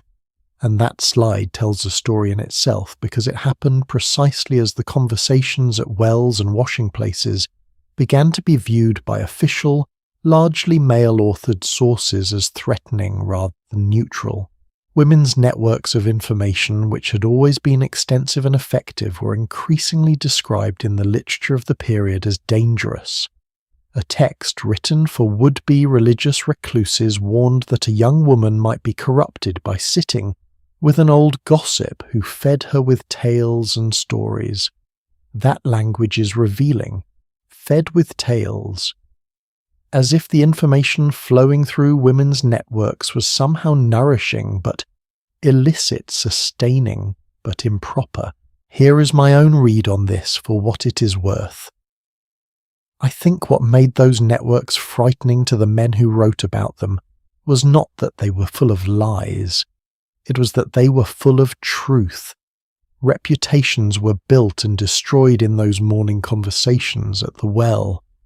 Men's conduct was evaluated and discussed with a frankness that the official world of courts and guilds carefully avoided.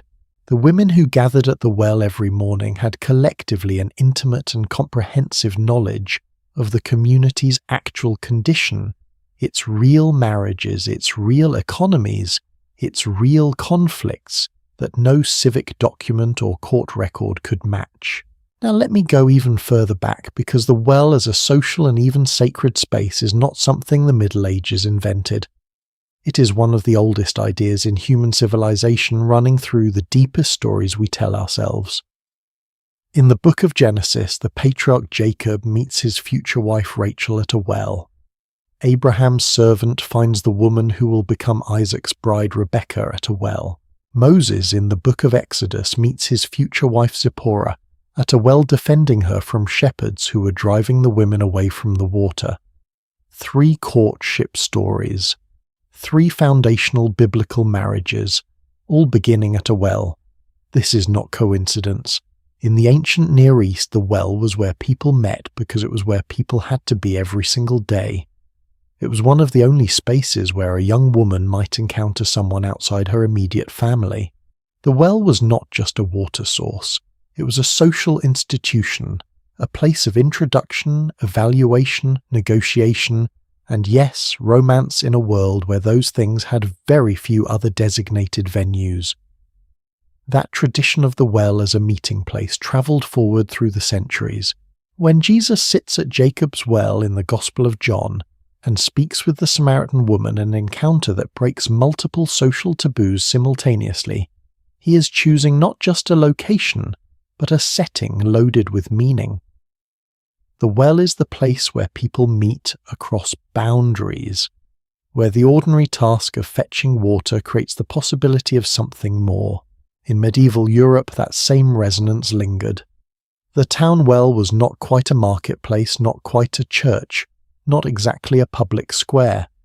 It occupied its own social category, a place where the business of daily survival and the business of human connection happened simultaneously, where the woman who had been up since before dawn carrying water was also the woman who knew better than anyone in the town's official records, who was struggling, who was angry, who was in love, who was about to make a decision that would change things.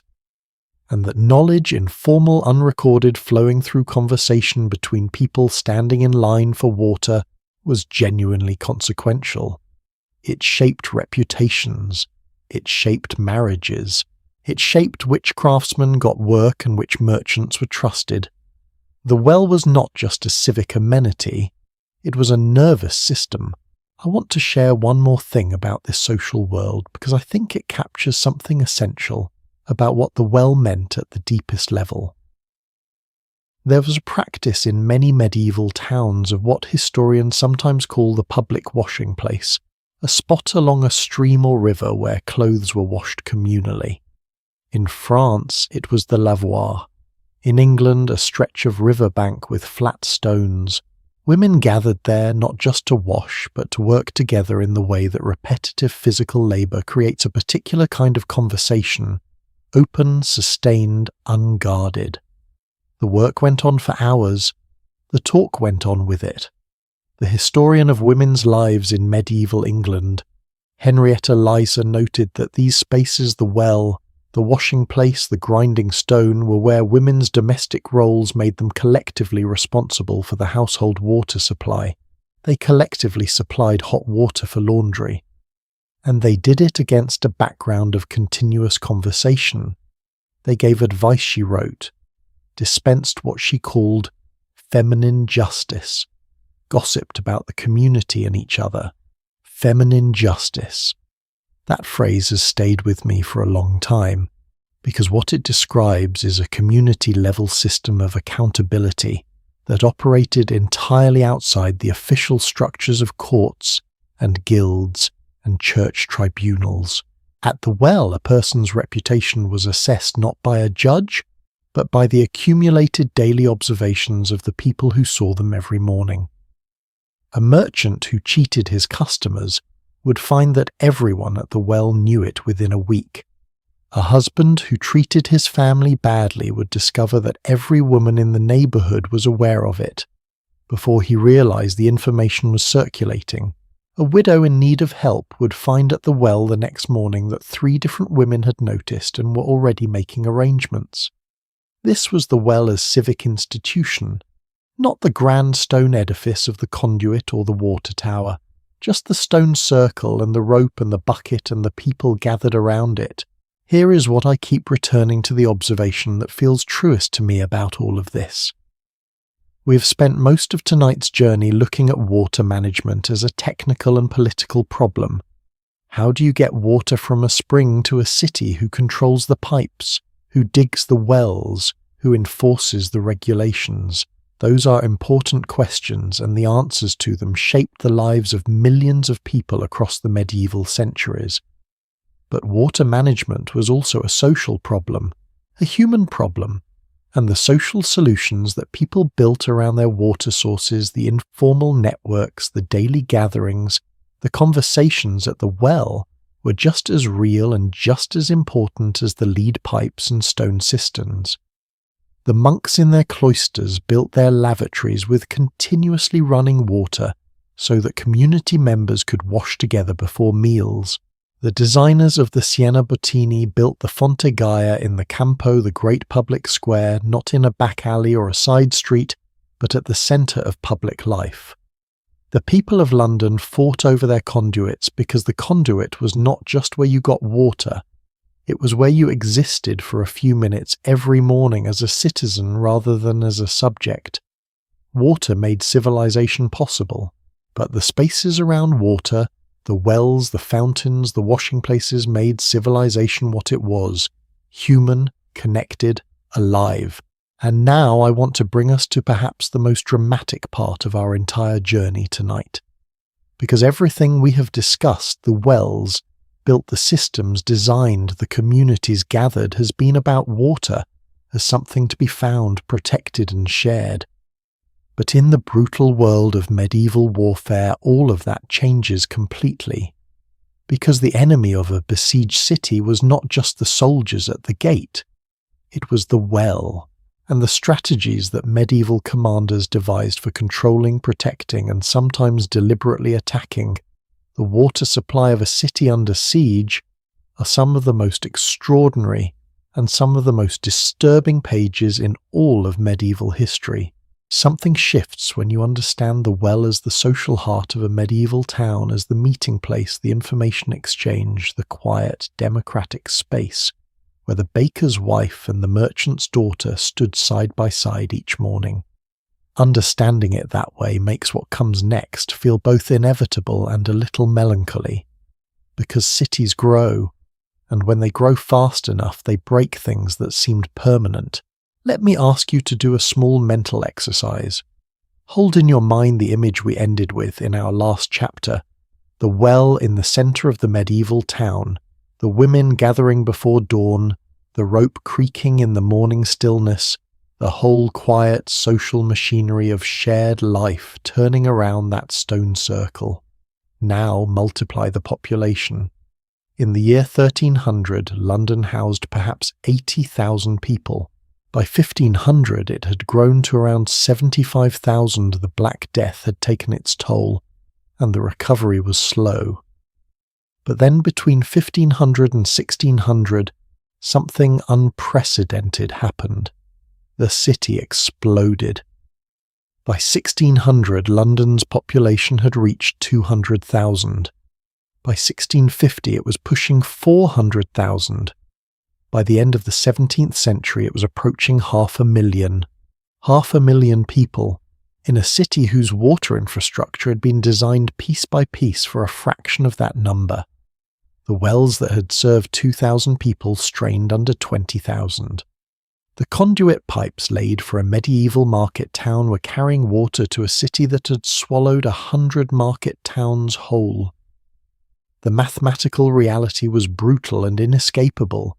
The medieval water system, however ingeniously it had been built, was drowning in the demand it could not meet. The signs of that strain were visible everywhere to anyone who looked. The public conduits, those beautiful stone buildings that the citizens of 13th century London had built and maintained and celebrated, were by the 16th century chronically inadequate. The queues at the cisterns were longer. The water carriers fought more often and more viciously for position at the taps. The wardens, who had once policed the conduits against mild pilfering, were now managing something closer to a daily riot. And underneath the streets the pipes themselves were failing. Medieval water pipes were made of hollowed-out elm logs fitted together end to end and sealed as best as the technology of the time allowed. They leaked. They rotted. They were illegally tapped so often that by the late 16th century a significant portion of the water entering the conduit system was simply disappearing into private connections before it ever reached the public cisterns. The water carriers who depended on those cisterns, the 4,000 people and their families who had petitioned Parliament in 1600, were watching their livelihoods drain away through holes in wooden logs buried under the cobblestones. It was, to use a word that feels exactly right, unsustainable. And then in the early years of the 17th century, a Welsh goldsmith and entrepreneur named Hugh Middleton did something that no one else had been willing to do. He decided to solve the problem entirely from scratch, at enormous personal cost on a scale that made everything built before it look modest. Middleton's idea was not to repair the existing conduit system. That was by this point beyond repair. His idea was to bring entirely new water to London, not from the local springs that the city had been drawing on for 400 years, but from springs in Hertfordshire roughly 40 miles north of the city. 40 miles, not 3 miles like the medieval Great Conduit. 40. Construction began in 1609. What Middleton built was essentially an artificial river, a carefully engineered canal following the gentle contours of the terrain so precisely that the water dropped only about 5 inches per mile, allowing it to flow by gravity the entire distance. The project encountered resistance almost immediately. Landowners along the route objected to having a canal cut through their property. Parliament wavered. At one point, the entire project appeared to be on the verge of collapse. King James I saved it. The king, recognizing both the importance of the project and an opportunity to invest in something profitable, took half the shares in exchange for contributing half the costs, and the construction continued.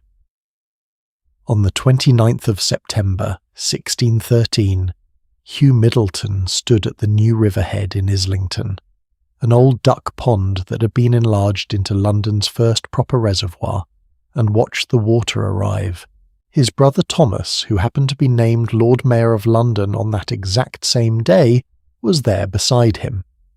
The opening ceremony ended with a speech the final lines of which read, "Flow forth precious spring so long and dearly sought for, and now bring comfort to all that love thee."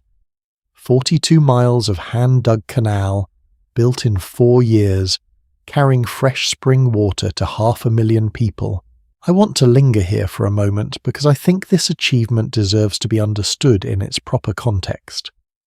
What Middleton built in 1613 was the direct descendant of everything we have been tracing throughout this entire story. The medieval instinct that clean water belonged to everyone, the civic tradition of building shared infrastructure at shared cost, the engineering knowledge accumulated across 4 centuries of monastery waterworks and civic conduits, and the extraordinary wells of German castles. Middleton did not invent the idea of bringing water to a city. He scaled it. He financed it. He refused to give up when the landowners objected and the money ran short and the Parliament got cold feet. And the New River Company that he founded in 1619, one of England's first joint stock companies, a forerunner of the corporate structures that would come to define the modern world, carried his water to Londoners for nearly 300 years. 3 centuries of fresh Hertfordshire spring water flowing by gravity into a city that would grow by 1900 to contain nearly 7 million people. But here is the thing about the New River that I find most humanly interesting. It was not free. Middleton financed the construction by selling shares. The water was sold to customers. The wealthy households of 17th century London could pay for a connection and have water piped directly into their homes through those same leaky elm logs for a price. The public conduits where any citizen had always been able to draw water freely began to fall out of use, not because they were taken away, but because the city had grown so large and the population so dense that the old gravity-fed spring system simply could not reach most of the new neighbourhoods. Water, which had always been understood in the medieval town as a shared resource, something the community built and maintained for everyone, was quietly becoming a commodity. Something you paid for, something that reached your home if you could afford the connection, and did not if you could not. The old system did not die slowly, it died in fire. On the 2nd of September 1666, a fire broke out in a bakery on Pudding Lane just north of London Bridge. By the time it was finally brought under control 4 days later, the Great Fire of London had consumed 13,200 houses, 87 churches, and virtually the entire medieval core of the city. It also destroyed the water supply. The wooden elm log pipes beneath the streets burned and cracked. Citizens in the chaos of those 4 terrible days tore up cobblestones to reach the pipes and cut them open, trying to fill fire buckets from whatever water remained. The cutting of the pipes that was meant to save water for firefighting instead let it all run to waste, leaving the hoses dry in the areas where they were needed most. And the water wheels that Peter Morris had installed under the arches of London Bridge, those mechanical marvels that had been pumping Thames water to the city since 1582, caught fire too. The supply of piped water to the city was simply cut off. The great conduit, which had served London since 1245, was destroyed in those 4 days. More than 4 centuries of continuous operation ended by a bakery fire in Pudding Lane. After 1666, it was deemed beyond repair and never rebuilt. The blue plaque that marks its location today, set into the pavement outside a shop on Cheapside, is what remains of one of the greatest engineering achievements of medieval London. What rose from the ashes was something fundamentally different from what had stood before. Not a community resource maintained by civic institutions for the shared benefit of all citizens. A market, private companies competing for customers, laying pipes to the households that could pay, leaving behind those that could not. By the middle of the 17th century, roughly 45% of London houses had access to piped water. That was remarkable progress by any historical standard, but it also meant that 55% of houses did not. The people who lived in those unserved houses were not served by the public conduits anymore, because the conduits were gone. They were not served by the water carriers anymore, because the Water Carriers Guild, the Brotherhood of St. Christopher of the Water Bearers, had been declining since Peter Morris's water wheel went up in 1582, and by the mid-17th century the profession was fading away. They drew water from the river, from shallow wells of uncertain quality, from whatever source they could reach, and the water they drew from the Thames, which by the second half of the 17th century was receiving the sewage of 500,000 people, was increasingly dangerous in ways that nobody yet had the scientific framework to understand. The medieval city had been, for all its imperfections, a place where the management of water was understood as a public responsibility, where wardens were appointed, regulations passed, conduits built and maintained, wells shared and governed, where the question of water quality was at least being asked even if the answers were imperfect. The city that emerged from the 17th century was in water terms moving backward in some important ways even as it moved forward in others. The engineering grew more ambitious. The reach of the pipes expanded, but the sense of shared civic responsibility for the water supply, the instinct that had built the great conduit and the Bottini and the monastery lavatoria, was being replaced piece by piece by the logic of the market. And the consequences of that replacement would take another 2 centuries to fully reveal themselves. I've been building towards something all evening. You can probably feel it the way the chapters have been accumulating, adding layer upon layer, until the whole picture is almost complete. We have the medieval well. We have the politics of who controls it. We have the engineering of how it was built and maintained. We have the social life it created. We have the wars fought over it. We have the moment when gravity-fed conduits gave way to mechanical pumps. We have the Great Fire that destroyed 4 centuries of infrastructure in 4 days. Now we need the final turn. The moment when everything we have been tracing, all this accumulated knowledge about water and cities, and what goes wrong when the two fall out of alignment, comes to a single precise illuminating point. And that point is a man standing on a London street in 1580, with a pump about to fire a jet of water over a church steeple. His name was Peter Morris, and what he did that day changed everything. The year is 1580.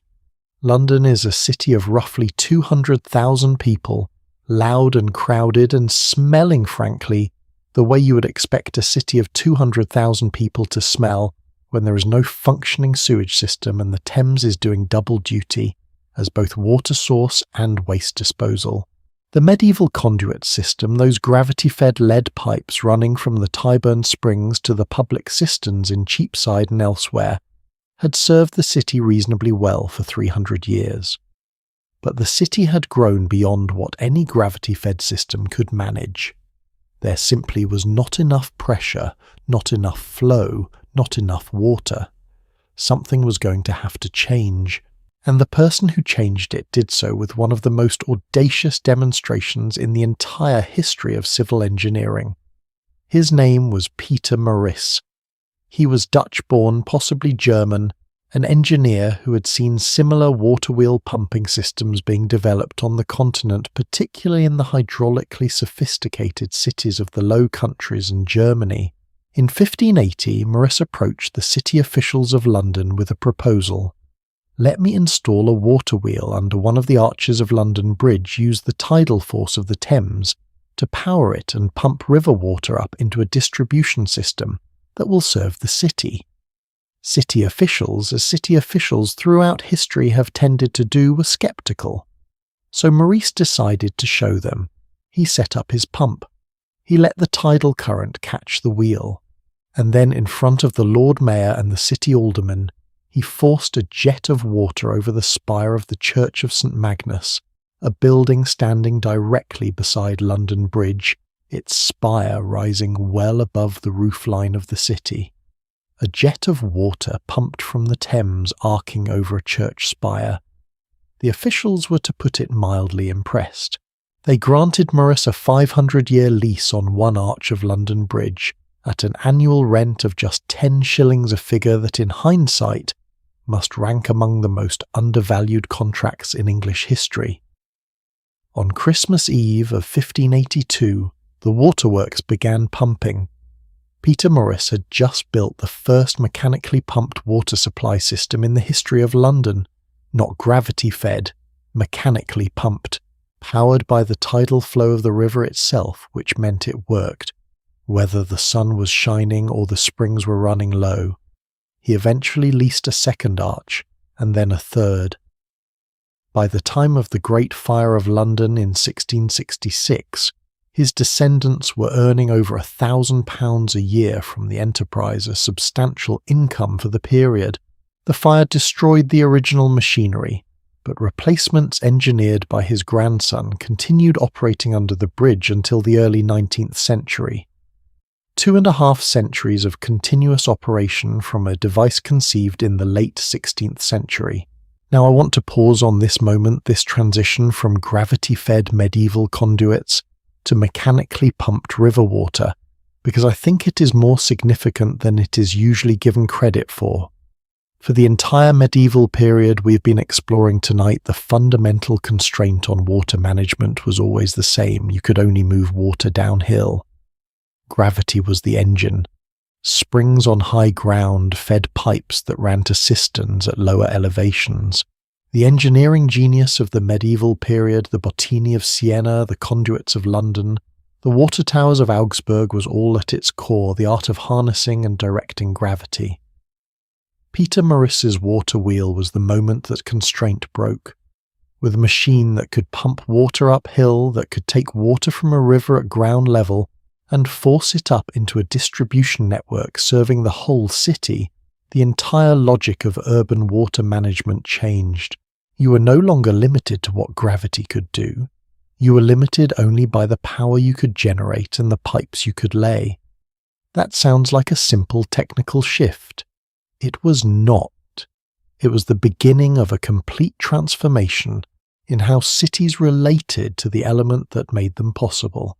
But there is a second story running alongside Peter Morris's triumph, and it is a darker one, because the same century that saw the water wheel go up under London Bridge also saw London's medieval sanitation infrastructure begin its long, catastrophic failure to keep pace with the city's growth. The wooden pipes that carried water under London streets were constantly rotting, constantly leaking, constantly being illegally tapped. The Thames itself, the source of Morris's pumped water, was receiving the waste of hundreds of thousands of people from the city it ran through. The cesspits beneath London's houses overflowed into the soil, and that soil leached into the wells. The medieval separation of drinking water from wastewater, which cities like Augsburg had understood as essential, since 1545 was completely absent in the cramped, fast-growing neighbourhoods of London. The result in the 19th century was a series of catastrophes. Cholera. 4 major outbreaks in London between the 1830s and 1860s. Tens of thousands of deaths.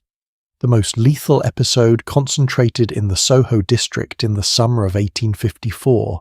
And this is where the story takes a turn that I find genuinely thrilling. Not because of what it reveals about disease, but because of what it reveals about the relationship between the medieval water world and the modern one. The man at the centre of the 1854 Soho cholera outbreak was a physician named John Snow. He was born in 1813 in York, the son of a labourer trained as a doctor, and by his early 40s had become one of the most respected physicians in London, personal anaesthetist to Queen Victoria no less. But in the autumn of 1854 he became something else, the person who finally connected the dots that the medieval well diggers and civic water managers had been circling for 8 centuries without ever quite reaching. On the 31st of August 1854, cholera broke out in Soho.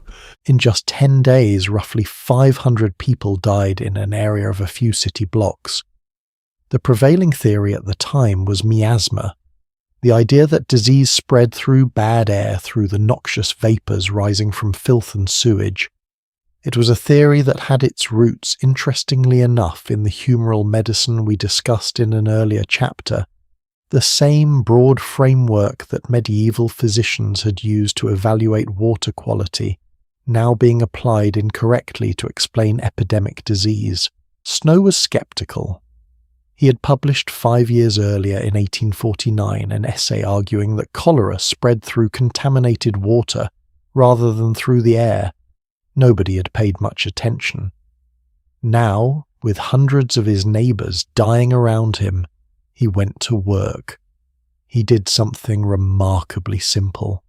He walked the streets of Soho and recorded the addresses of everyone who had died. He talked to their families and neighbours, and he plotted what he found. Almost every death was centred around a single water pump on Broad Street. There is a detail about the Broad Street investigation that I think is almost more powerful than the central story. Snow discovered as he widened his inquiry that workers at a brewery on Broad Street had not suffered any cholera deaths at all. He investigated. The brewery workers, it turned out, had their own private well, and more importantly, the brewery provided them with beer as part of their daily work. They had not been drinking from the Broad Street pump, and in the poorhouse nearby, where the residents were also relatively unaffected, there was a separate well that drew from a different water source. The pattern was unmistakable. The pump was the problem. On the 8th of September 1854, Snow convinced the local Board of Guardians to remove the handle from the Broad Street pump, making it unusable. The epidemic was already in decline, many people had left the neighbourhood, and the worst of the outbreak had passed. But the removal of the handle became a powerful symbol, and Snow's careful documentation of the pattern, published in expanded form in 1855, became one of the founding texts of modern epidemiology. Here is what I want you to sit with, because I think it is the hinge on which everything we have discussed tonight turns. John Snow, standing in Soho in 1854, was doing something that every well digger and every conduit keeper and every botaniere crawling through the tunnels of Siena had been doing in their own way for 800 years before him. He was paying attention to the relationship between water and human life. He was observing what happened when that relationship went wrong, and he was trying to fix it. The medieval physician who told people to avoid cloudy, warm or foul-smelling water did not understand germ theory. He could not explain why that water was dangerous, but his observation that some water made people sick and some water did not was correct. The Augsburg civic authorities who separated their drinking water from their industrial water in 1545 did not know about bacteria, but their practical conclusion that the water you cook and drink with should not touch the water that runs past a tannery was exactly right. And Snow, armed with a medical training built on centuries of accumulated observation, arrived at the modern explanation for what all of those medieval people had sensed without being able to articulate. He did not discover that water could make people sick. That had been known in some form for as long as there had been wells. What he discovered was the mechanism, the why, the precise biological pathway by which a contaminated well could reach into a neighbourhood and kill 600 people in 10 days. The chain runs unbroken, from the first person who chose a spring over a stagnant pond, to the 9th century abbot who wrote about drawing water from a clear well rather than a muddy cistern, to the civic authorities of Augsburg who passed their water separation law in 1545, to Prior Wybert and his 5 settling tanks at Canterbury, all the way to John Snow in Soho in 1854 walking the streets with a notebook, You might ask, and it is a fair question, why does any of this matter? Now we turn on a tap, the water is there. It has been treated, filtered, tested. We have germ theory and water treatment plants and modern sewage systems. We are in the water management sense incomparably better off than any medieval person who ever lived. But here is the thing that the history of water teaches with remarkable consistency across every century and every civilization we've examined tonight. Access to clean water is never guaranteed. It is always an achievement. It is always the result of people deciding collectively that this mattered enough to build, for to invest in, to regulate, to protect, to maintain across generations. And the moment a community stops making that decision, the moment the maintenance stops and the investment dries up, and the regulations are ignored, the thing begins to fail. The Great Fire of London in 1666 destroyed Peter Morris's waterworks. In the chaos of those 4 days, citizens tore up the streets to reach wooden pipes, cut them open for fire buckets, and left the water running to waste while other neighbourhoods burned for lack of supply. The system had not been designed for crisis. Nobody had thought through what happened when everything went wrong at once. The medieval city of Siena built 25 kilometres of underground tunnels to bring water to a population of 80,000, and then the Black Death arrived, and 30,000 people died, and the tunnels kept running maintained by the few bottonieri who remained, because the knowledge of how to keep them running had been written into the job and the community, rather than depending on any single person.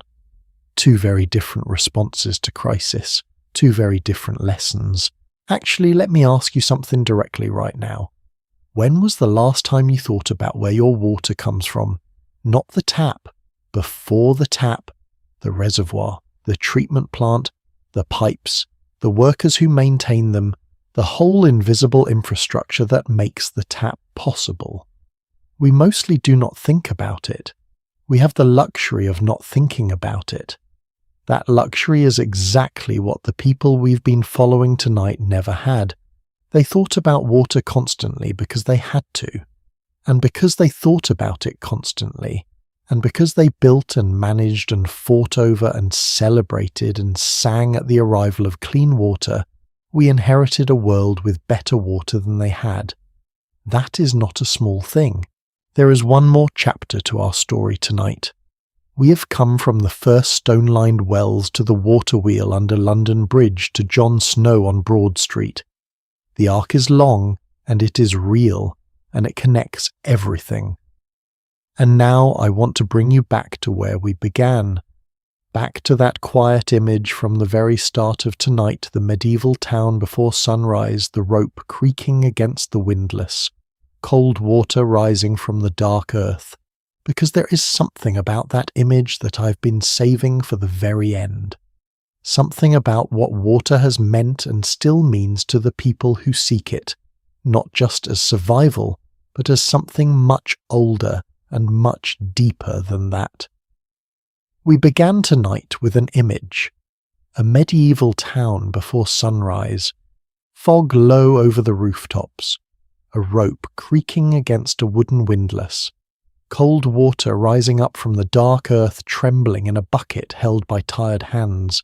I asked you to hold on to that image, and you have been carrying it through everything we have explored together, through the stone-lined wells, and the ventilated shafts through the water carriers, and the bottonieri through the plague, and the celebration through the monks, and the engineers through the Broad Street pump, and all the long centuries of human ingenuity between then and now. I want to come back to it one more time. Not to the engineering of the well or the politics of the well or even the social life around the well, but to something quieter than any of those things. Something that has been present in this story from the very beginning, running through it, like an underground stream, and that I have been waiting until now to name directly. The well for the medieval world was never only practical. This is something that I think we lose sight of very quickly when we study the history of water management, because the engineering is so impressive, and the politics are so vivid, and the disease stories are so dramatic that they crowd out a subtler truth. But the truth is there in the record waiting patiently. Across medieval Europe, hundreds, and in some regions thousands of natural springs and wells were regarded as holy, sacred, places where the boundary between the ordinary world and something larger became thin. In Cornwall alone, more than 100 holy wells were documented, each associated with a particular saint. In Ireland, pilgrimages to holy wells were, and in some communities remain, an important part of the Christian year. In Wales, the holy well of St Winifred at Holywell drew pilgrims from across Britain through the entire medieval period and has never entirely stopped. The historian Janet Board, who spent decades studying this tradition, described these places as the matrix of ancient holy places where ordinary people could approach and invoke the divine. That is a beautiful phrase, and I think it is exactly right. Not invoke in the formal liturgical sense of a cathedral or a church, but invoke in the sense of standing at the edge of something deeper than yourself and reaching toward it. The holy well was where a farmer's wife who had no access to church courts, no political voice, no formal power of any kind could kneel in the mud beside cold water, rising from the earth, and feel directly and personally the presence of something she could not name. That instinct, the instinct to regard clean, cold, rising water as sacred, is not a medieval invention. It is as old as the human species. Every major religious tradition in human history has given water a central role. In Islam, the well of Zamzam at Mecca, which tradition says miraculously appeared to provide for Hagar and her son Ishmael in the desert, has been flowing for thousands of years and remains one of the most sacred pilgrimage sites on earth. Muslim pilgrims carry its water home in small bottles, a practice documented continuously from antiquity to the present. In Hinduism, the rivers and their banks are themselves the sacred geography. The Ganges is not just a river, but a goddess, a living presence through whom the faithful seek purification. In the Hebrew scriptures, wells mark the foundational moments of the covenant Abraham digs. One Isaac redigests his father's wells after they are stopped up by enemies. Jacob meets his destiny at one. In the Christian tradition, baptism by water is the rite of entry into the faith. In countless indigenous traditions from Australia to the Americas to sub-Saharan Africa, water sources carry the memory of creation itself. This convergence is not coincidence. I have thought about why water, specifically across such vastly different cultures and geographies, carries this weight of the sacred. And I think the answer is actually quite simple, even if it sounds almost too obvious when you say it plainly. Water is the thing you cannot live without. Here is what I mean by that.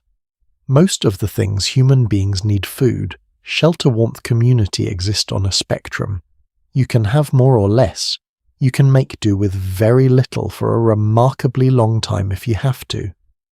The human body is astonishingly adaptable. But not with water. Without water, the body begins to fail within days. There is no adaptation. There is no making do. Water is the one requirement that is absolute, and the human mind across all cultures and all centuries has recognized that absoluteness and responded to it with something deeper than pragmatism. When something is that essential, when your life depends on it completely every single day without exception, you do not simply manage it. You revere it. You protect it with laws and with rituals. You build elaborate systems to ensure its purity. You dance when it arrives in the public square. You kneel at the edge of it and pray. The medieval world understood this with a clarity that we who have grown up with indoor plumbing and water treatment plants have somewhat lost, and I find that loss genuinely interesting. Not tragic exactly, because the clean water coming out of our taps is an extraordinary achievement that billions of people today still do not have access to. But interesting, because something in us, something very old, still responds to water in ways that are not entirely about its utility. There is a detail about the Chalice Well at Glastonbury in Somerset, England, that I have always found quietly beautiful. The Chalice Well is a natural spring that has been flowing continuously for at least 2,000 years. Its water is red-tinged, stained by iron in the rock through which it passes. In medieval legend, it was associated with the Holy Grail. Pilgrims came to it for centuries believing its waters had healing properties. What strikes me about this is not the legend. It is the continuity. 2,000 years of people coming to the same spring for different reasons in different centuries, carrying different beliefs and different needs, and all of them finding something there worth the journey. The Cistercian monk in the 12th century who built his monastery beside a stream in a remote French valley, channeling it through the forge and the laundry in the kitchen, was doing something technical, but he was also doing something his rule described as sacred, placing himself and his community in daily practical, mindful relationship with the source of life.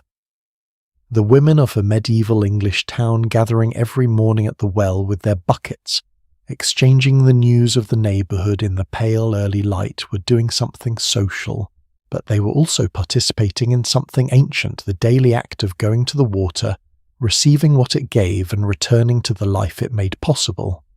The boy described by Gregory of Tours in the 6th century who drank water as a form of piety was doing something that seems from a modern perspective almost incomprehensibly simple.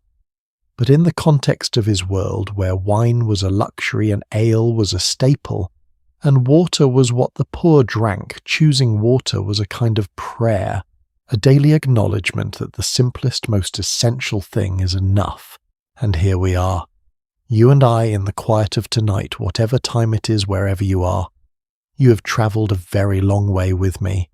From the first stone-lined well sunk by medieval hands into English or German or Italian earth, through the dark shafts where well diggers worked by candlelight with improvised ventilation systems made of wood and straw and fire, through the political battles over who owned the springs, through the water carriers of London walking in the dark before the city woke, through the monasteries with their astonishing hydraulics, through the Augsburg canals and the Siena tunnels and the cholera maps of John Snow, and now at the very end of tonight's journey to this.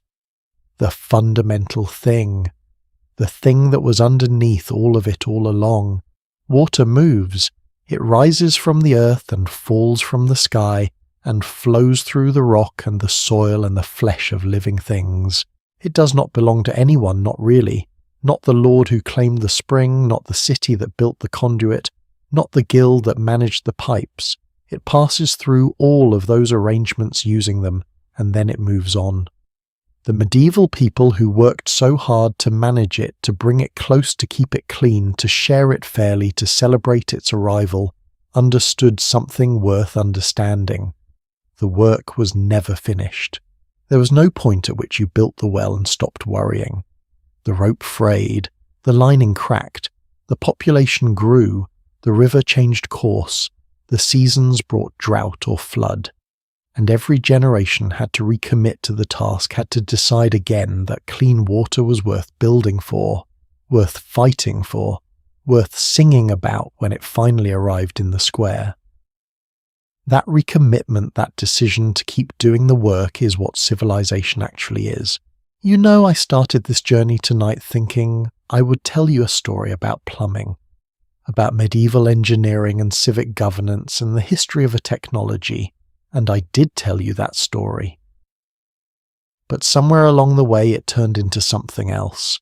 It turned into a story about how people care for each other, about the mourning woman with her bucket who knew everyone's business and kept the neighbourhood honest, about the monk who designed a water system that would still be working 700 years after his death, about the civic leaders of Augsburg who decided in 1545 that the people of their city deserved water clean enough to drink separate from water used for industry a century and a half before most of the world thought to ask the question, about Jon Snow walking the streets of Soho with a notebook paying attention, doing the painstaking work of connecting what people could see to what they could not yet understand. All of them in their different centuries and different circumstances were doing the same thing. They were paying attention, they were doing the work, and they were doing it not just for themselves but for the people who would come after them, the people who would inherit the wells and the tunnels and the pipes and the clean water without ever knowing the names of those who dug them. If you are listening to this tonight in a warm bed about to drift off to sleep, I hope this story has given you something to carry into your dreams. The world you inhabit was built by people you will never know. Most of them had no idea they were building it. They were just doing what needed to be done day by day, generation by generation, each one handing forward what they had received, and if they were fortunate, improving it slightly. The medieval well digger did not know he was laying the foundation for Peter Maurice's water wheel. Peter Maurice did not know he was contributing to the intellectual tradition that would lead centuries later to Joseph Bazalgette's London sewer system. Bazalgette did not know that his work would help create the sanitation infrastructure that would eventually make cholera a disease of the past in the industrial world. They just did the work. And the cold, clean water you drink today, the water you gave absolutely no thought to this morning when you turned on the tap, is in some small but real way the result of all of them. That is the story of water in the medieval town. Not just pipes and politics, not just plague and engineering, but people, ordinary, extraordinary people, deciding over and over again that this thing was worth doing well. I hope tonight's journey has given you some rest and some wonder, and maybe just a little more attention the next time you pass a fountain in a town square, or hear water running somewhere in the quiet of a night and find yourself wondering where it comes from. It comes from a very long way away, and a great many hands helped carry it to you. Thank you, genuinely.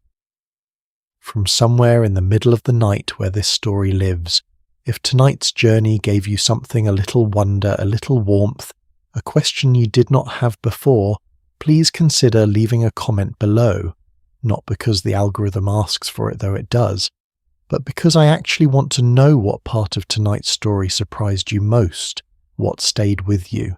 Those comments are what make this work feel worthwhile, and I read every single one. If you have been sleeping through this and you're just waking up to the sound of my voice, hello. I hope you rested well. Go back to sleep. This will be here when you wake up. And if you're still awake and you find yourself wanting more, wanting to go deeper into another forgotten corner of the world that built us, then stay close, because the next story is waiting, and it is going to take you somewhere you have never been. Good night. Sleep well. And the next time you drink a glass of water, maybe just for a moment remember the rope and the dark and the hands.